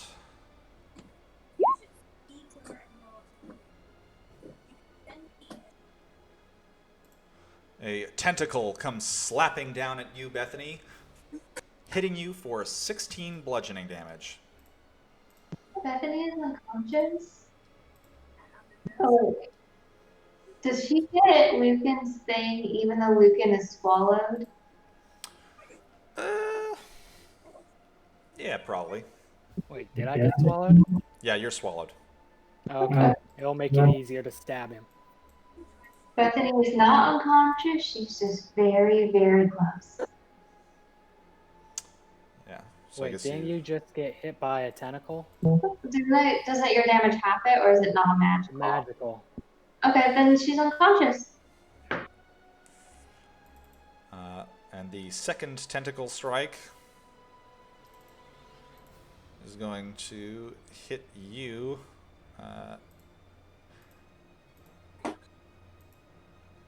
He's actually. So you are also grappled, but you're not swallowed, Methany. So he's going to move right here.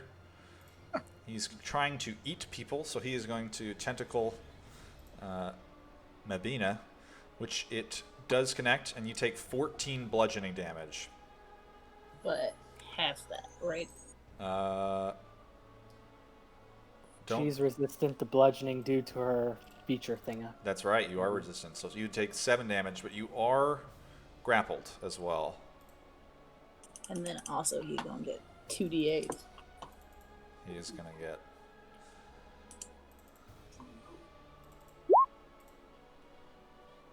Oof. Alright. That is the end of the Frog Hemoth turn.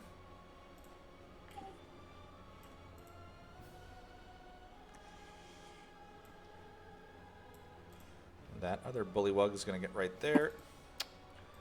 And he is going to sing his final song of Marshy Doom. Everyone make wisdom saving throws. Which I don't believe... that would technically include you, Bethany. I think unconscious people can't sense that's true. what's That's going right. on around them. You cannot... Yeah, you're right. You can't hear.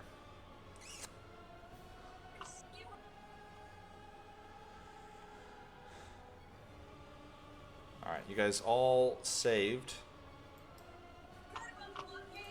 So you only take 3 psychic damage.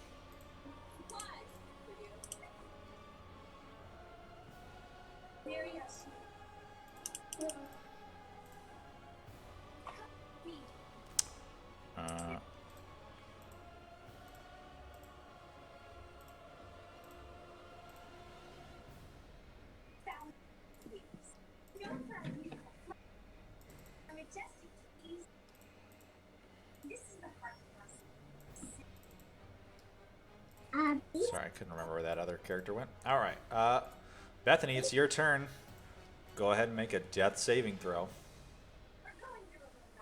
No. That is 1 failed death save. Uh-oh. Balls. Lucan, it is your turn. All right, I'll attempt to swim around inside its stomach to rearrange myself a bit on the board, if All right. possible. Give Bethany a little bit extra to those death saves. Sure. Bye. And then I'm gonna stab him. Bye. Bye.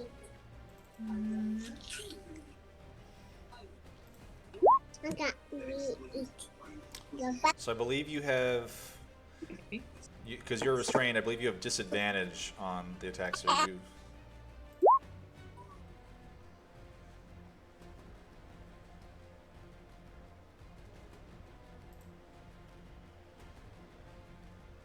All right. You kind of like scratching your dagger against this like thick rubbery inside to it. You just like can't quite get the dagger to catch and cut the inside of the frog hemoth.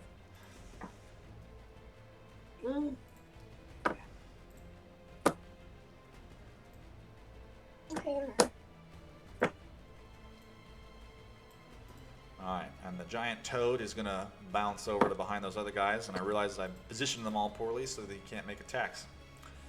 He's gonna dodge for his action. Dadark, it's your turn. All right.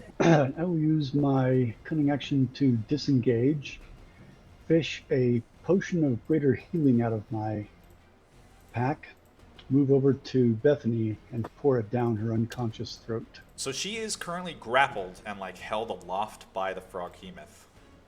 So you can try to like leap up to her and wrestle it into her mouth. Down. Down. Yes, down. What are you doing? Yeah, go ahead and No. make an acrobatics check Down. while wanna we're smell? trying to jump up. Because I washed my hands.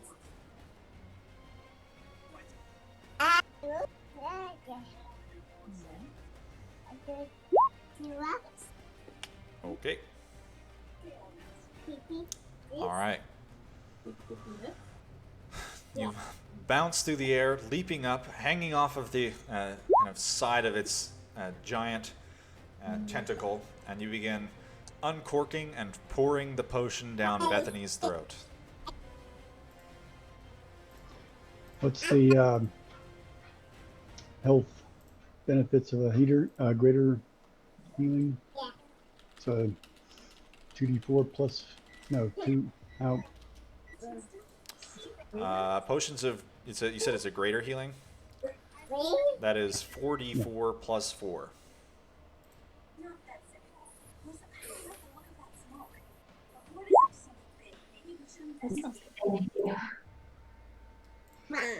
And then having done that, I will return back to my position in the doorway.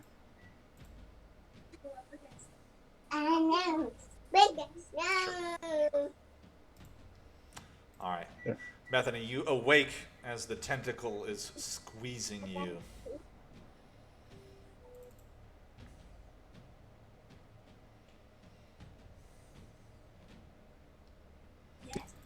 She resumes screaming.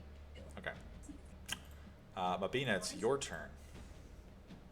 I believe you have one spell left since your Hellish Rebuke is a racial ability. Oh, hey, I didn't know that. Okay. Then.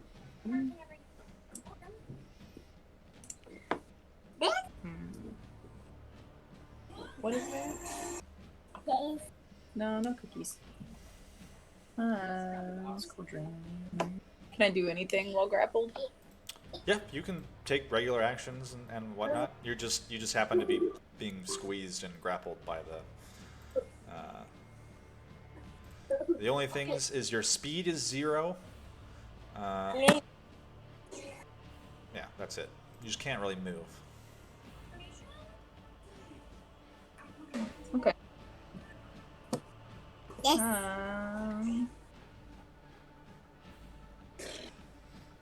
Okay. Well.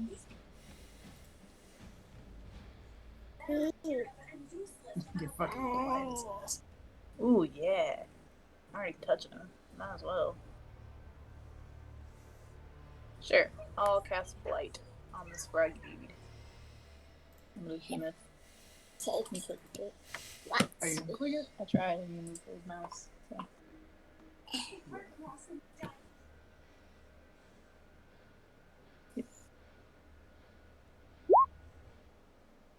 Oh. Yeah, Oh. fuck that guy.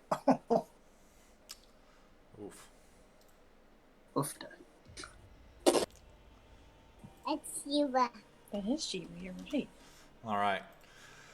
Placing your hand on its like moist kind of leathery skin, it just like shrivels and dries, and it like coils back and like twists you a little bit. You can see this like pain like shooting up the tentacle towards its torso as its eyes just kind of like go wild. Damn, Damn, he's still not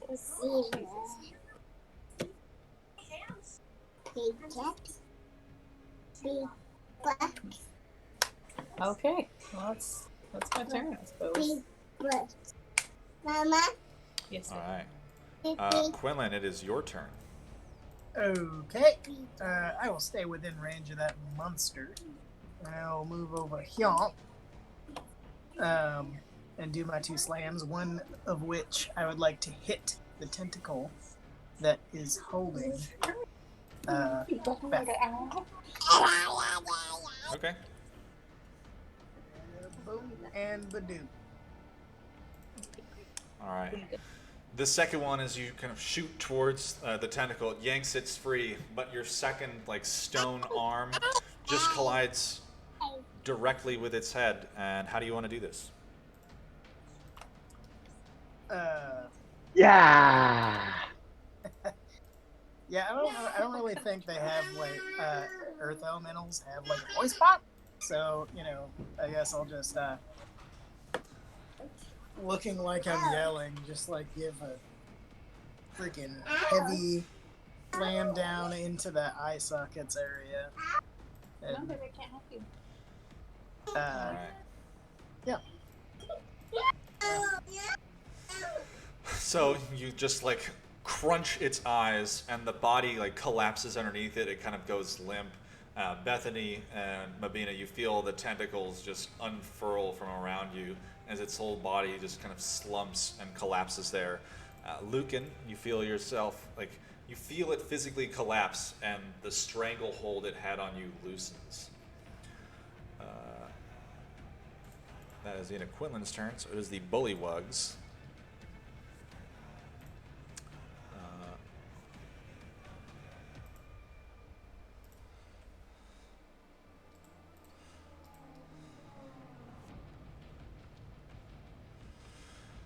So, the Bullywugs go wild, watching as the Froghemoth collapses. They, angry and with renewed fervor, they bear down on all of you.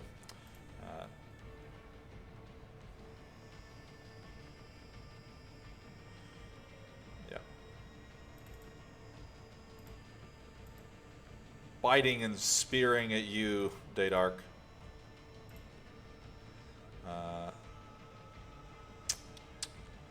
So between the first bite and the first spear attack, you take 5 bludgeoning and 3 piercing.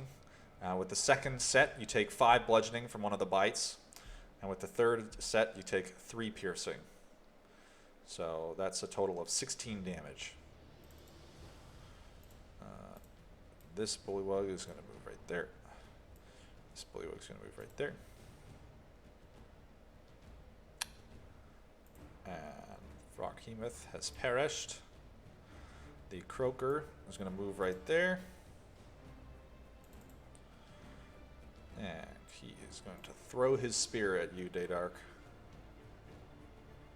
And it misses, sails over you further into the hut.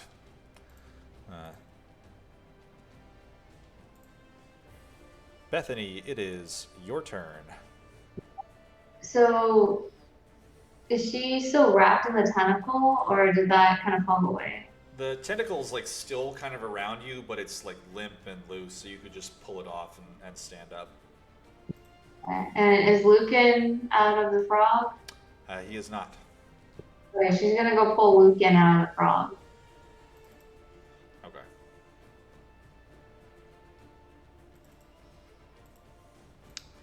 All right.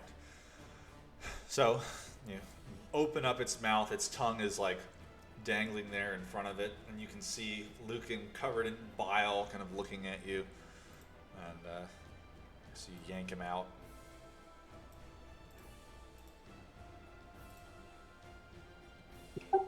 And I think that's all she can do.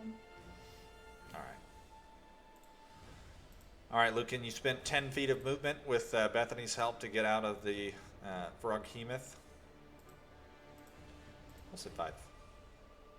All right. Misty stepping. I'll go next to the leader, and I'll look up at him, and I'll say, "No forgiveness," and I'll stab the Croaker twice. So there's that one's the Croaker, and that one's the leader. Yeah, if I remember right, Daydark almost finished off the Croaker. The Croaker is pretty injured. All right. The Croaker, like, watching you behind it, it looks back and, like, ducks out of the way as your dagger swings in front of it. All right, and that's the end of my turn. All right. Well, the giant toad, seeing something in front of it, is going to try to bite you.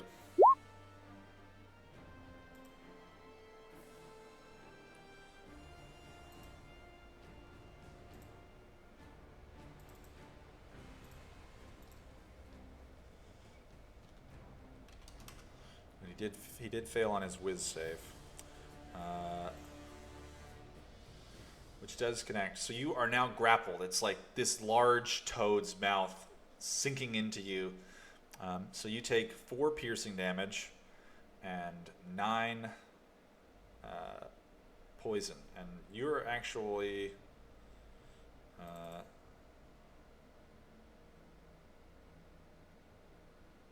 says you are restrained, but that doesn't sound right to me. That would kind of make sense if it's a large creature and it has a grapple thing. Yeah, okay. Yeah, you are restrained, unfortunately.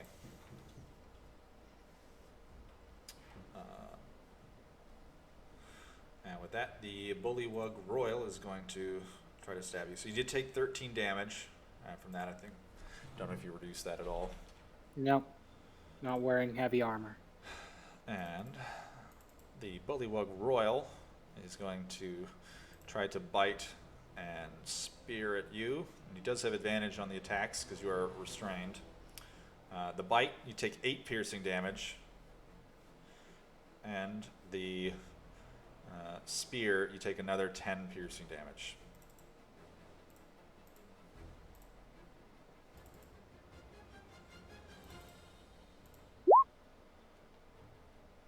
All right. And Dadark, it is your turn. All right. I'm going to stab at the frog guy right in front of me. All right.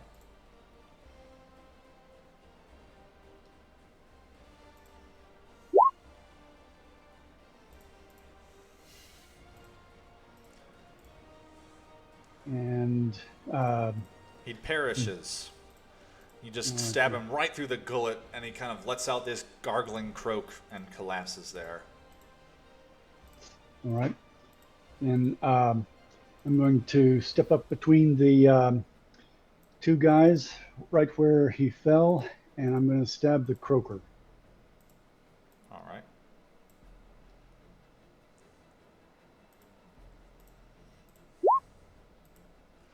That connects, and the croaker also perishes.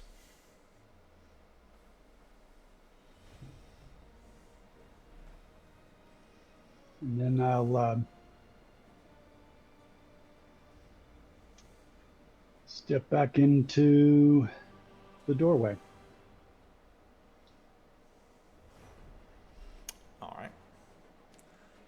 Mabina, it is your turn. All right. Where's the doorway? Kind of right in front of Dadark's character. So you can see through it. You can see them through the door.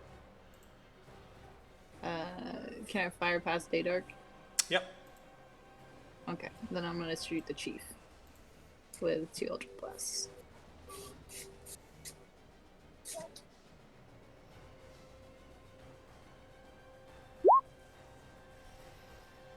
All right. Shooting past Dadark towards the chief, he kind of rears up on his giant toad steed as Lucan is kind of thrashing about in its mouth, and the Eldritch Blast sail over his shoulder into the swamp beyond.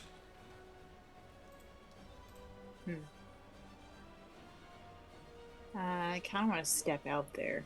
Can I still step Yep, forward? you've got all the movement, I think, still. Okay, I'm gonna do that. And you can move through my space. Okay, I'm gonna step right there.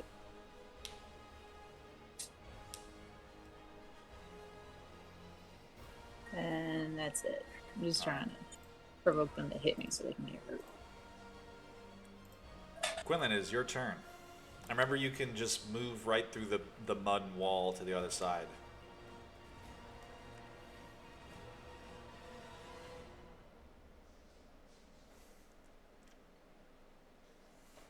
So I am going to move there. I don't think we can move you. Yeah, he's got to. Okay. Yeah, that one. Yeah, so a little closer. Little closer. To this guy? Yeah. Where you There trying? you go. Yeah. Oh, okay. And I'm gonna whomp the dude in front of the door and whomp the dude next to that guy. All right. I don't know. Can I? Yes. Copy the thing at the top. Oh, okay. And go to slam on the right. Boop and boop. All right. The first one explodes, and the second one, not quite, but you did hit him very hard. Just like knocks his head, and he's kind of like dazed a little bit. Nice. All right. That bullywug is going to.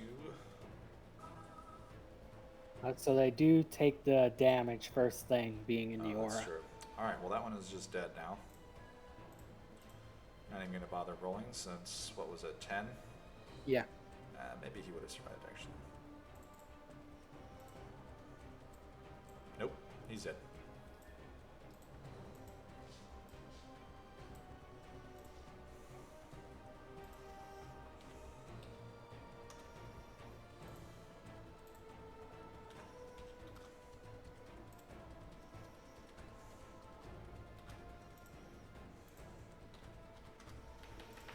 All right. Yep, that guy's dead. This one is going to move right there and there, so he would provoke an opportunity attack from Daydark. If you would like to attempt to shank him. He was definitely going to shank him. He's dead.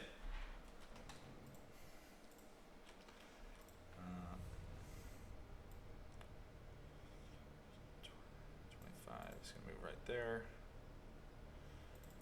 And he's going to try to poke you. Wow. He had advantage and he did not succeed. And he's going to move right there. I'm going to attack him. All right.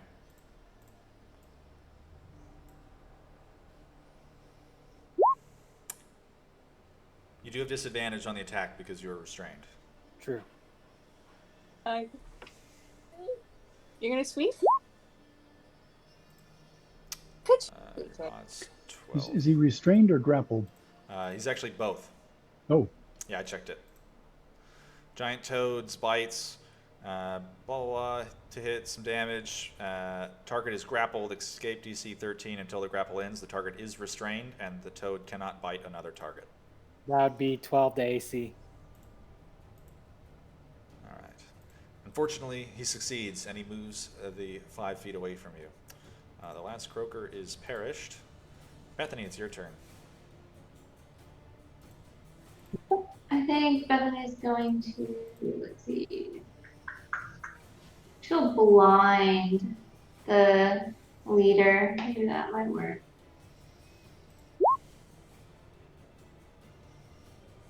That's a con save 17. All right.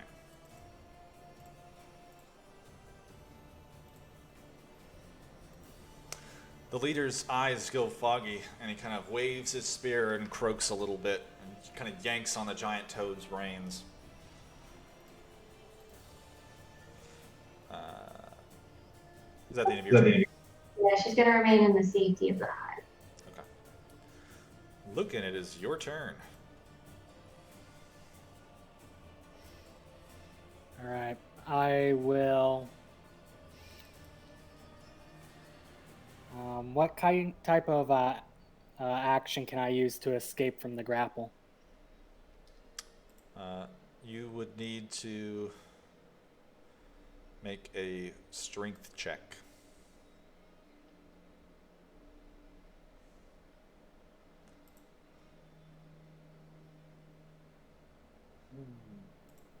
All right. that probably won't work for me.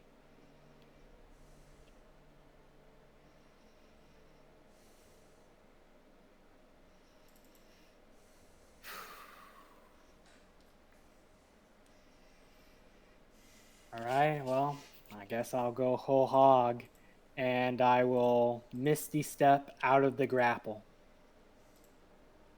All right. and I will attack the leader twice.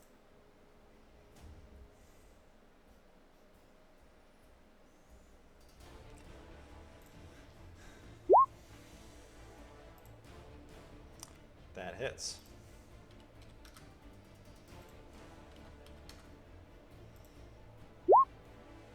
And that one also hits. I'll drop 2 first level smites on that.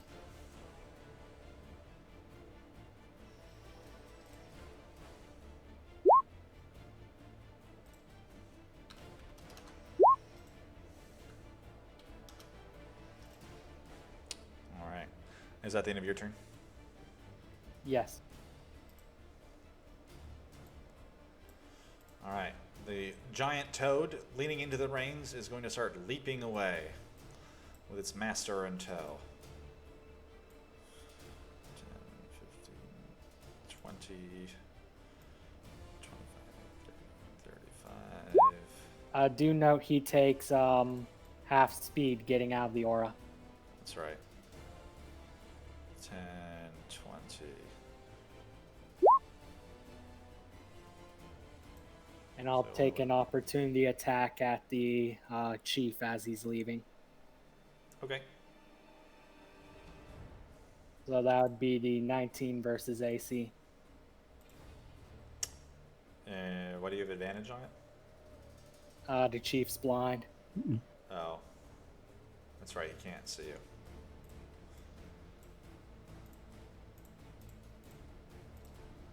Alright, that does connect, and he's reeling and barely standing.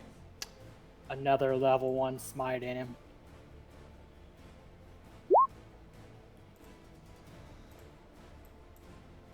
And he perishes and falls off the giant toad as it is leaping away. And I just stare at the last remaining toad.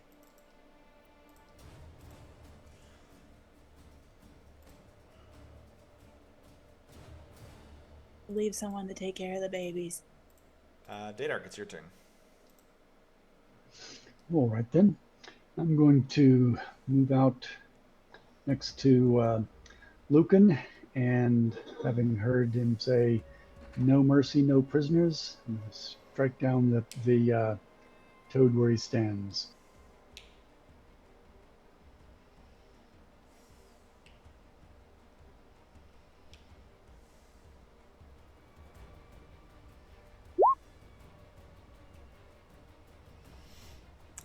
And the final toad perishes.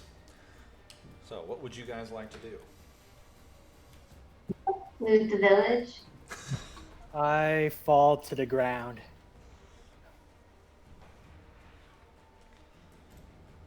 What are we gonna do with the babies? I'm gonna exit wild shape.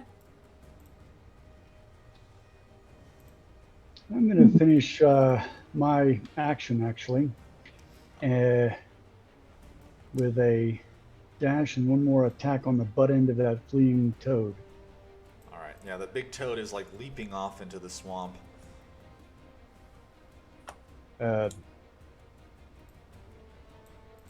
He's still got a movement. I thought he was there. Nah, he's there.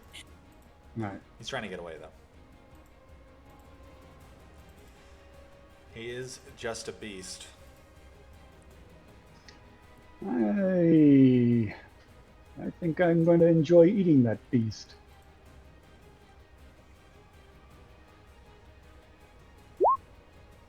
I'd like to go in there and gather some more of that froghemoth meat. I feel like it'll go for a lot. Might taste Alright. pretty good. It's probably pretty gamey. So yes, Dadark, you finish off the giant toad as it was leaping into the swamp. Right. I'm going to start field dressing the carcass. All right. You collect a few fillets of giant toad meat, with Quinlan Oh, collecting some frog-hemoth chunks. and frog leg, don't forget. Yummy, Yes. good stuff. Tastes like Numerous frog chicken. legs. There's like 16 frog legs available to you guys, maybe more. I'm gonna start looking through the main this big old building, looting whatever I can. All right. Go ahead and give me an investigation check. Bethany's gonna assist Quinlan, so you can do it with advantage. Let's see, we gave a couple of garnets to the frog chief. You would That definitely good? be able to recover those. And get those back and whatever else you may have on him.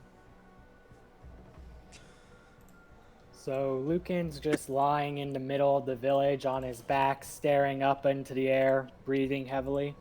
And his ancestors, their spiritual forms, are just circled around him in a guarding formation for the 10 minutes that the spell remains.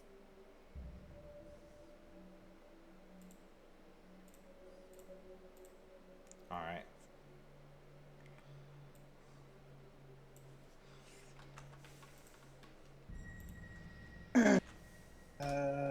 Hold on.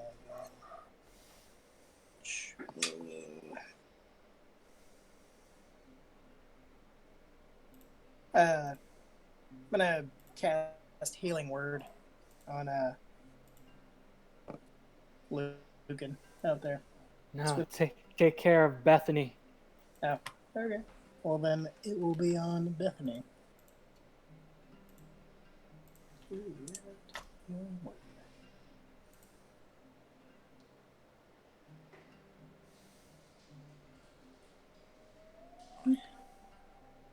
I'm still fucking wavering over what we're gonna do with these babies. All right.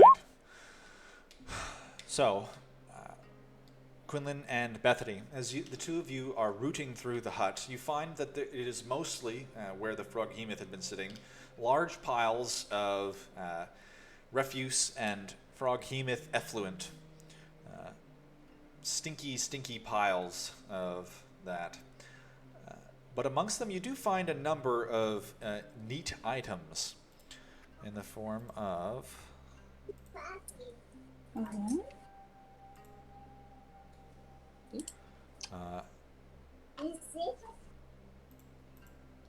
a small 3-inch diameter glass jar, a number of pieces of armor, chunks of plate armor, boots, pieces of leather that went undigested amongst them, but a small glass jar with a sealed lid, as well as a metal and glass wand that appears to be of elvish origin.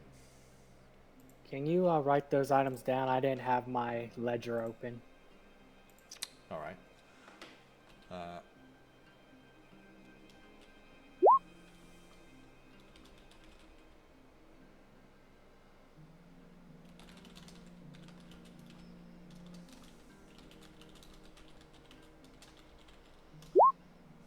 So there's a glass and metal wand of elvish origin.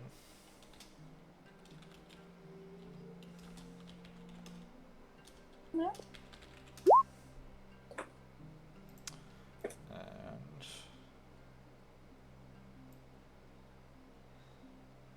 I think. Yeah, Buffy. You want to show me? Yeah. Okay.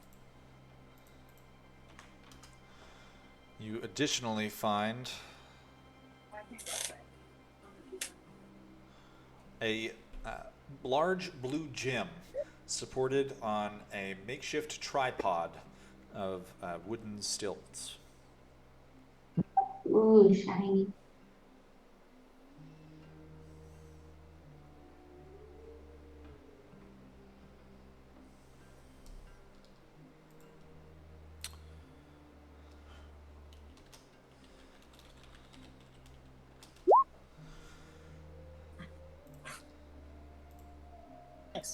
Uh, we. Let's see. All right. So, Daydark, you are igniting the nearby huts. I grab a firebrand out of the fire and just start laying waste to the place. They don't burn so well, considering they're kind of like mud, dirt, and straw slapped together, but eventually bits of them take and they kind of collapse under their own weight. You do not notice any of the pollywogs or tadpoles in any of the tents or huts, sorry.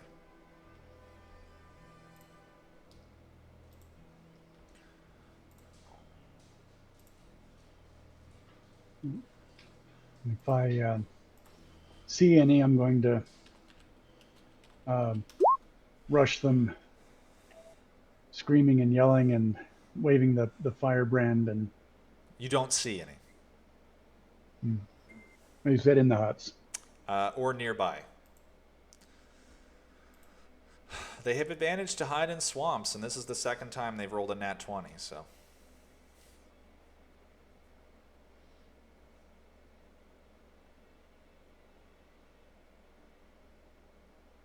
All right. So, Bethany and Quinlan, you have finished looting the large hut.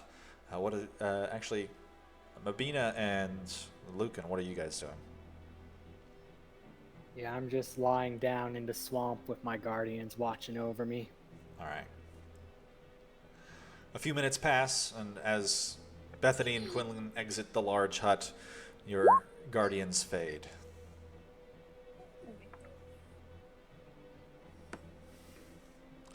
All right, I'm gonna find the children. Where are they at? Make a perception check. Okay.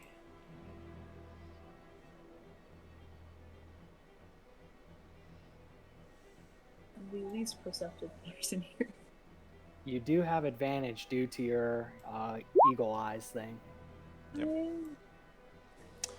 Unfortunately, you can't make out where they have gone. It seems that once the fighting started, the rest of the village, the non-combatants of the village, cleared out pretty rapidly. Okay, good. That's fine. I'm fine with that.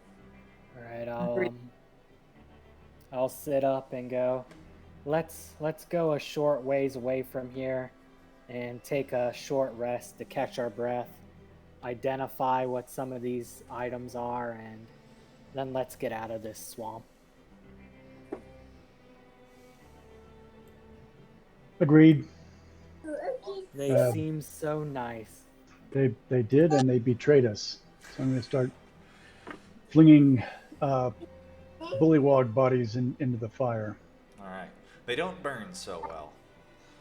And then set fire to the big central house. Toss all the bodies in there, and maybe even throw some oil on it to help catch them. All right. The large hut ignites and kind of burns, the flames kind of moving their way across the top of it until you guys watch as it kind of crushes down on the body of the frog hemoth. Is there anything left standing in the village?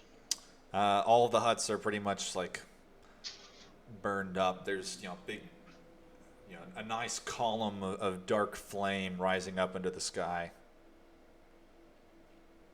through the fog and mist. All right. We gotta leave. They had a wooden palisade, right? Sort of. It was more like a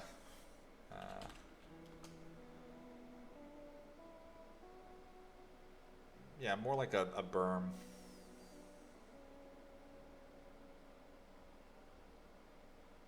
All right, let's get out of here.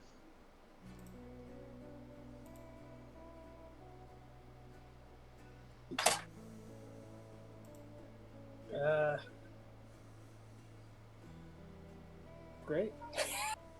This is probably a great place to stop. Yeah. I guess we can just ask, is there anything you guys wanted to do while you were taking the short rest? Identify the items we got. Okay. So the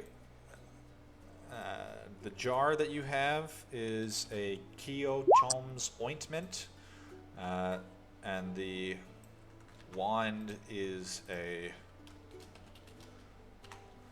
+1 wand of the War Mage. Nabina, you got lucky there. Yeah, that's Elvish. I kind of want to satisfy my And then obviously, knavish tendencies. So, if there's something we could trade for it, if you felt like that was something you needed. Well, it looked like you were eyeing the longbow. How about you just take the longbow? That one was really going to help out Mabina, the war mage. Yeah, but you use longbows too. As a secondary thing. I wouldn't want to anger his patron.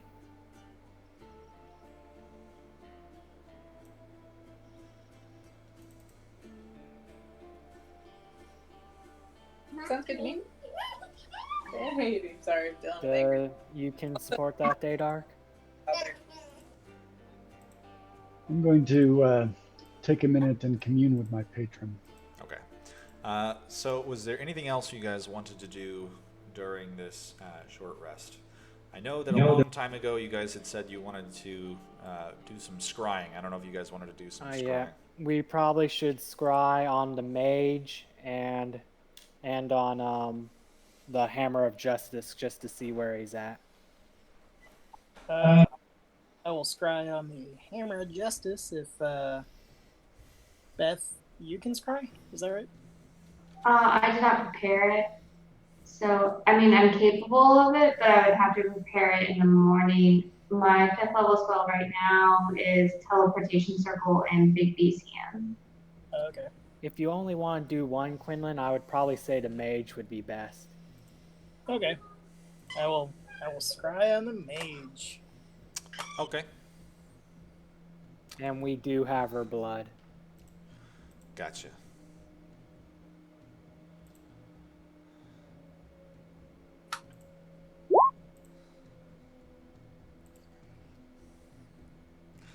So yes, you have a bit of nail or the like, which is a -10 to her save.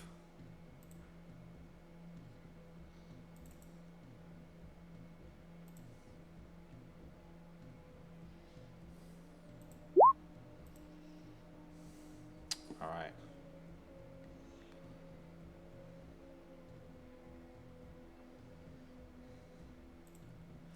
So,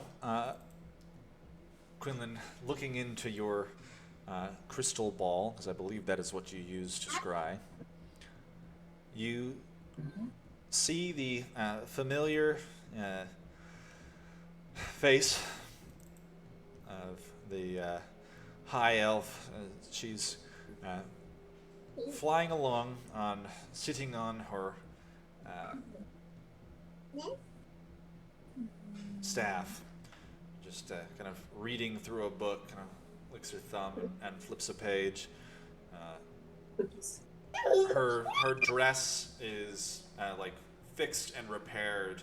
All the spots where you guys had like cut and injured her, they all seem to have disappeared. She is like, not even a single hair in her head is out of place. Pretty much, she's restored to her health. She looks, injured certainly, but she is otherwise unscathed. Flying above the fog, and you can tell that it is the morning, so the sun is kind of behind her over her right shoulder. And she's flying over the mists. As she's going, so let me get this right.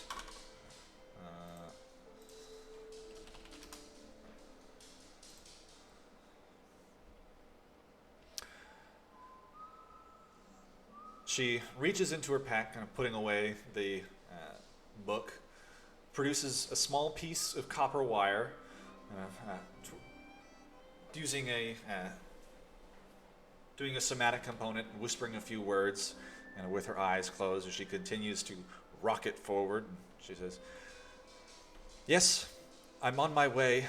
The rest of the party will not be joining me. I hope the others have caught up with you already." And she kind of opens her eyes and puts away the copper wire.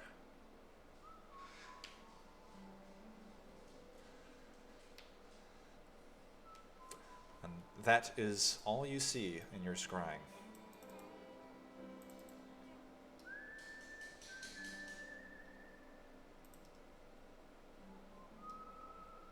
Well, I would have been describing that to everybody as you were saying it. Do you think that was like is that like a sending or something like that? Do you guys recognize it? Sounds like some kind of messaging. Yeah, you would have seen Bethany previously descending. And the material component for the spell sending is a piece of copper wire. Well, there we go. You think they were going to reinforce the hammer? Possibly. They were heading in seemingly the wrong direction, though. What direction was the sun facing her again? So it's the morning, the sun was behind her, so she would have been going west. And roughly west-northwest. Yeah, so that's in the complete wrong direction of where the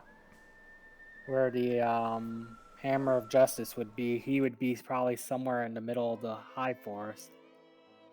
Unless on the thing that he said he had to get done was somewhere else before he comes back to the forest. He Alright, did say he would he had something to do. Lucan's gonna pull up his map and take a look at what is to the northwest of the Evermoors. So we know that Lord Valrum's place is to the northwest of the Evermoors. The city of Mirabar is also to the northwest of the Evermoors. Do you think they might be going after Lord Valrum? Well, he has got a couple of the things they're looking for. And they were already trying to kill him. So we might want to check in with Kadeen and see if he needs help.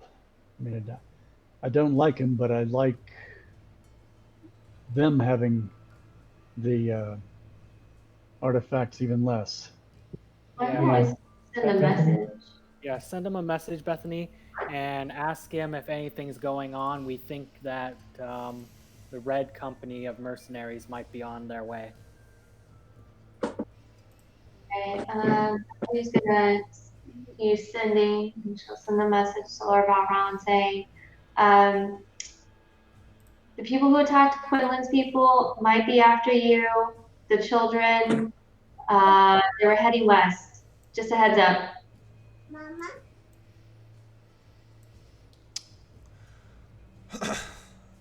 The few seconds later, the response, "Thank you for alerting me. I will have my people look into this." He's got it covered. Quinlan, do you have any magic mojo left to check on the hammer just in case?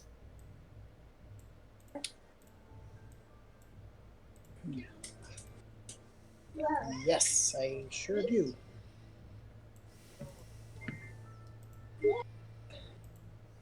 Hey guys, it's getting pretty late in the day.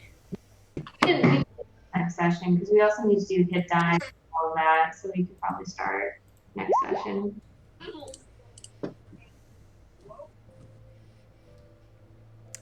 So do you want to just scry on the hammer? Yep. All right. What's that?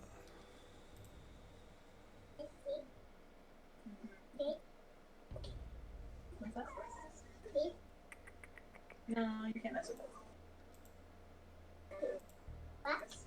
You're just gonna go throw them. No. So, you are looking at a very familiar sight. It appears to be some portion of the Evermore swamp. Trudging their way through the knee-high muck, you see the familiar gaunt figure of the Hammer of Justice, with the maul itself swung over his shoulder, pack on his back. He is surrounded by 6 other kind of rugged-looking mercenary types. None of them you recognize. And they are slowly making their way through the swamp. Silently. You cannot see. It's tough for you to tell exactly which direction they are heading, as you cannot see the sun, and they're not really casting very clear shadows. But you think they might be heading in a north or western direction.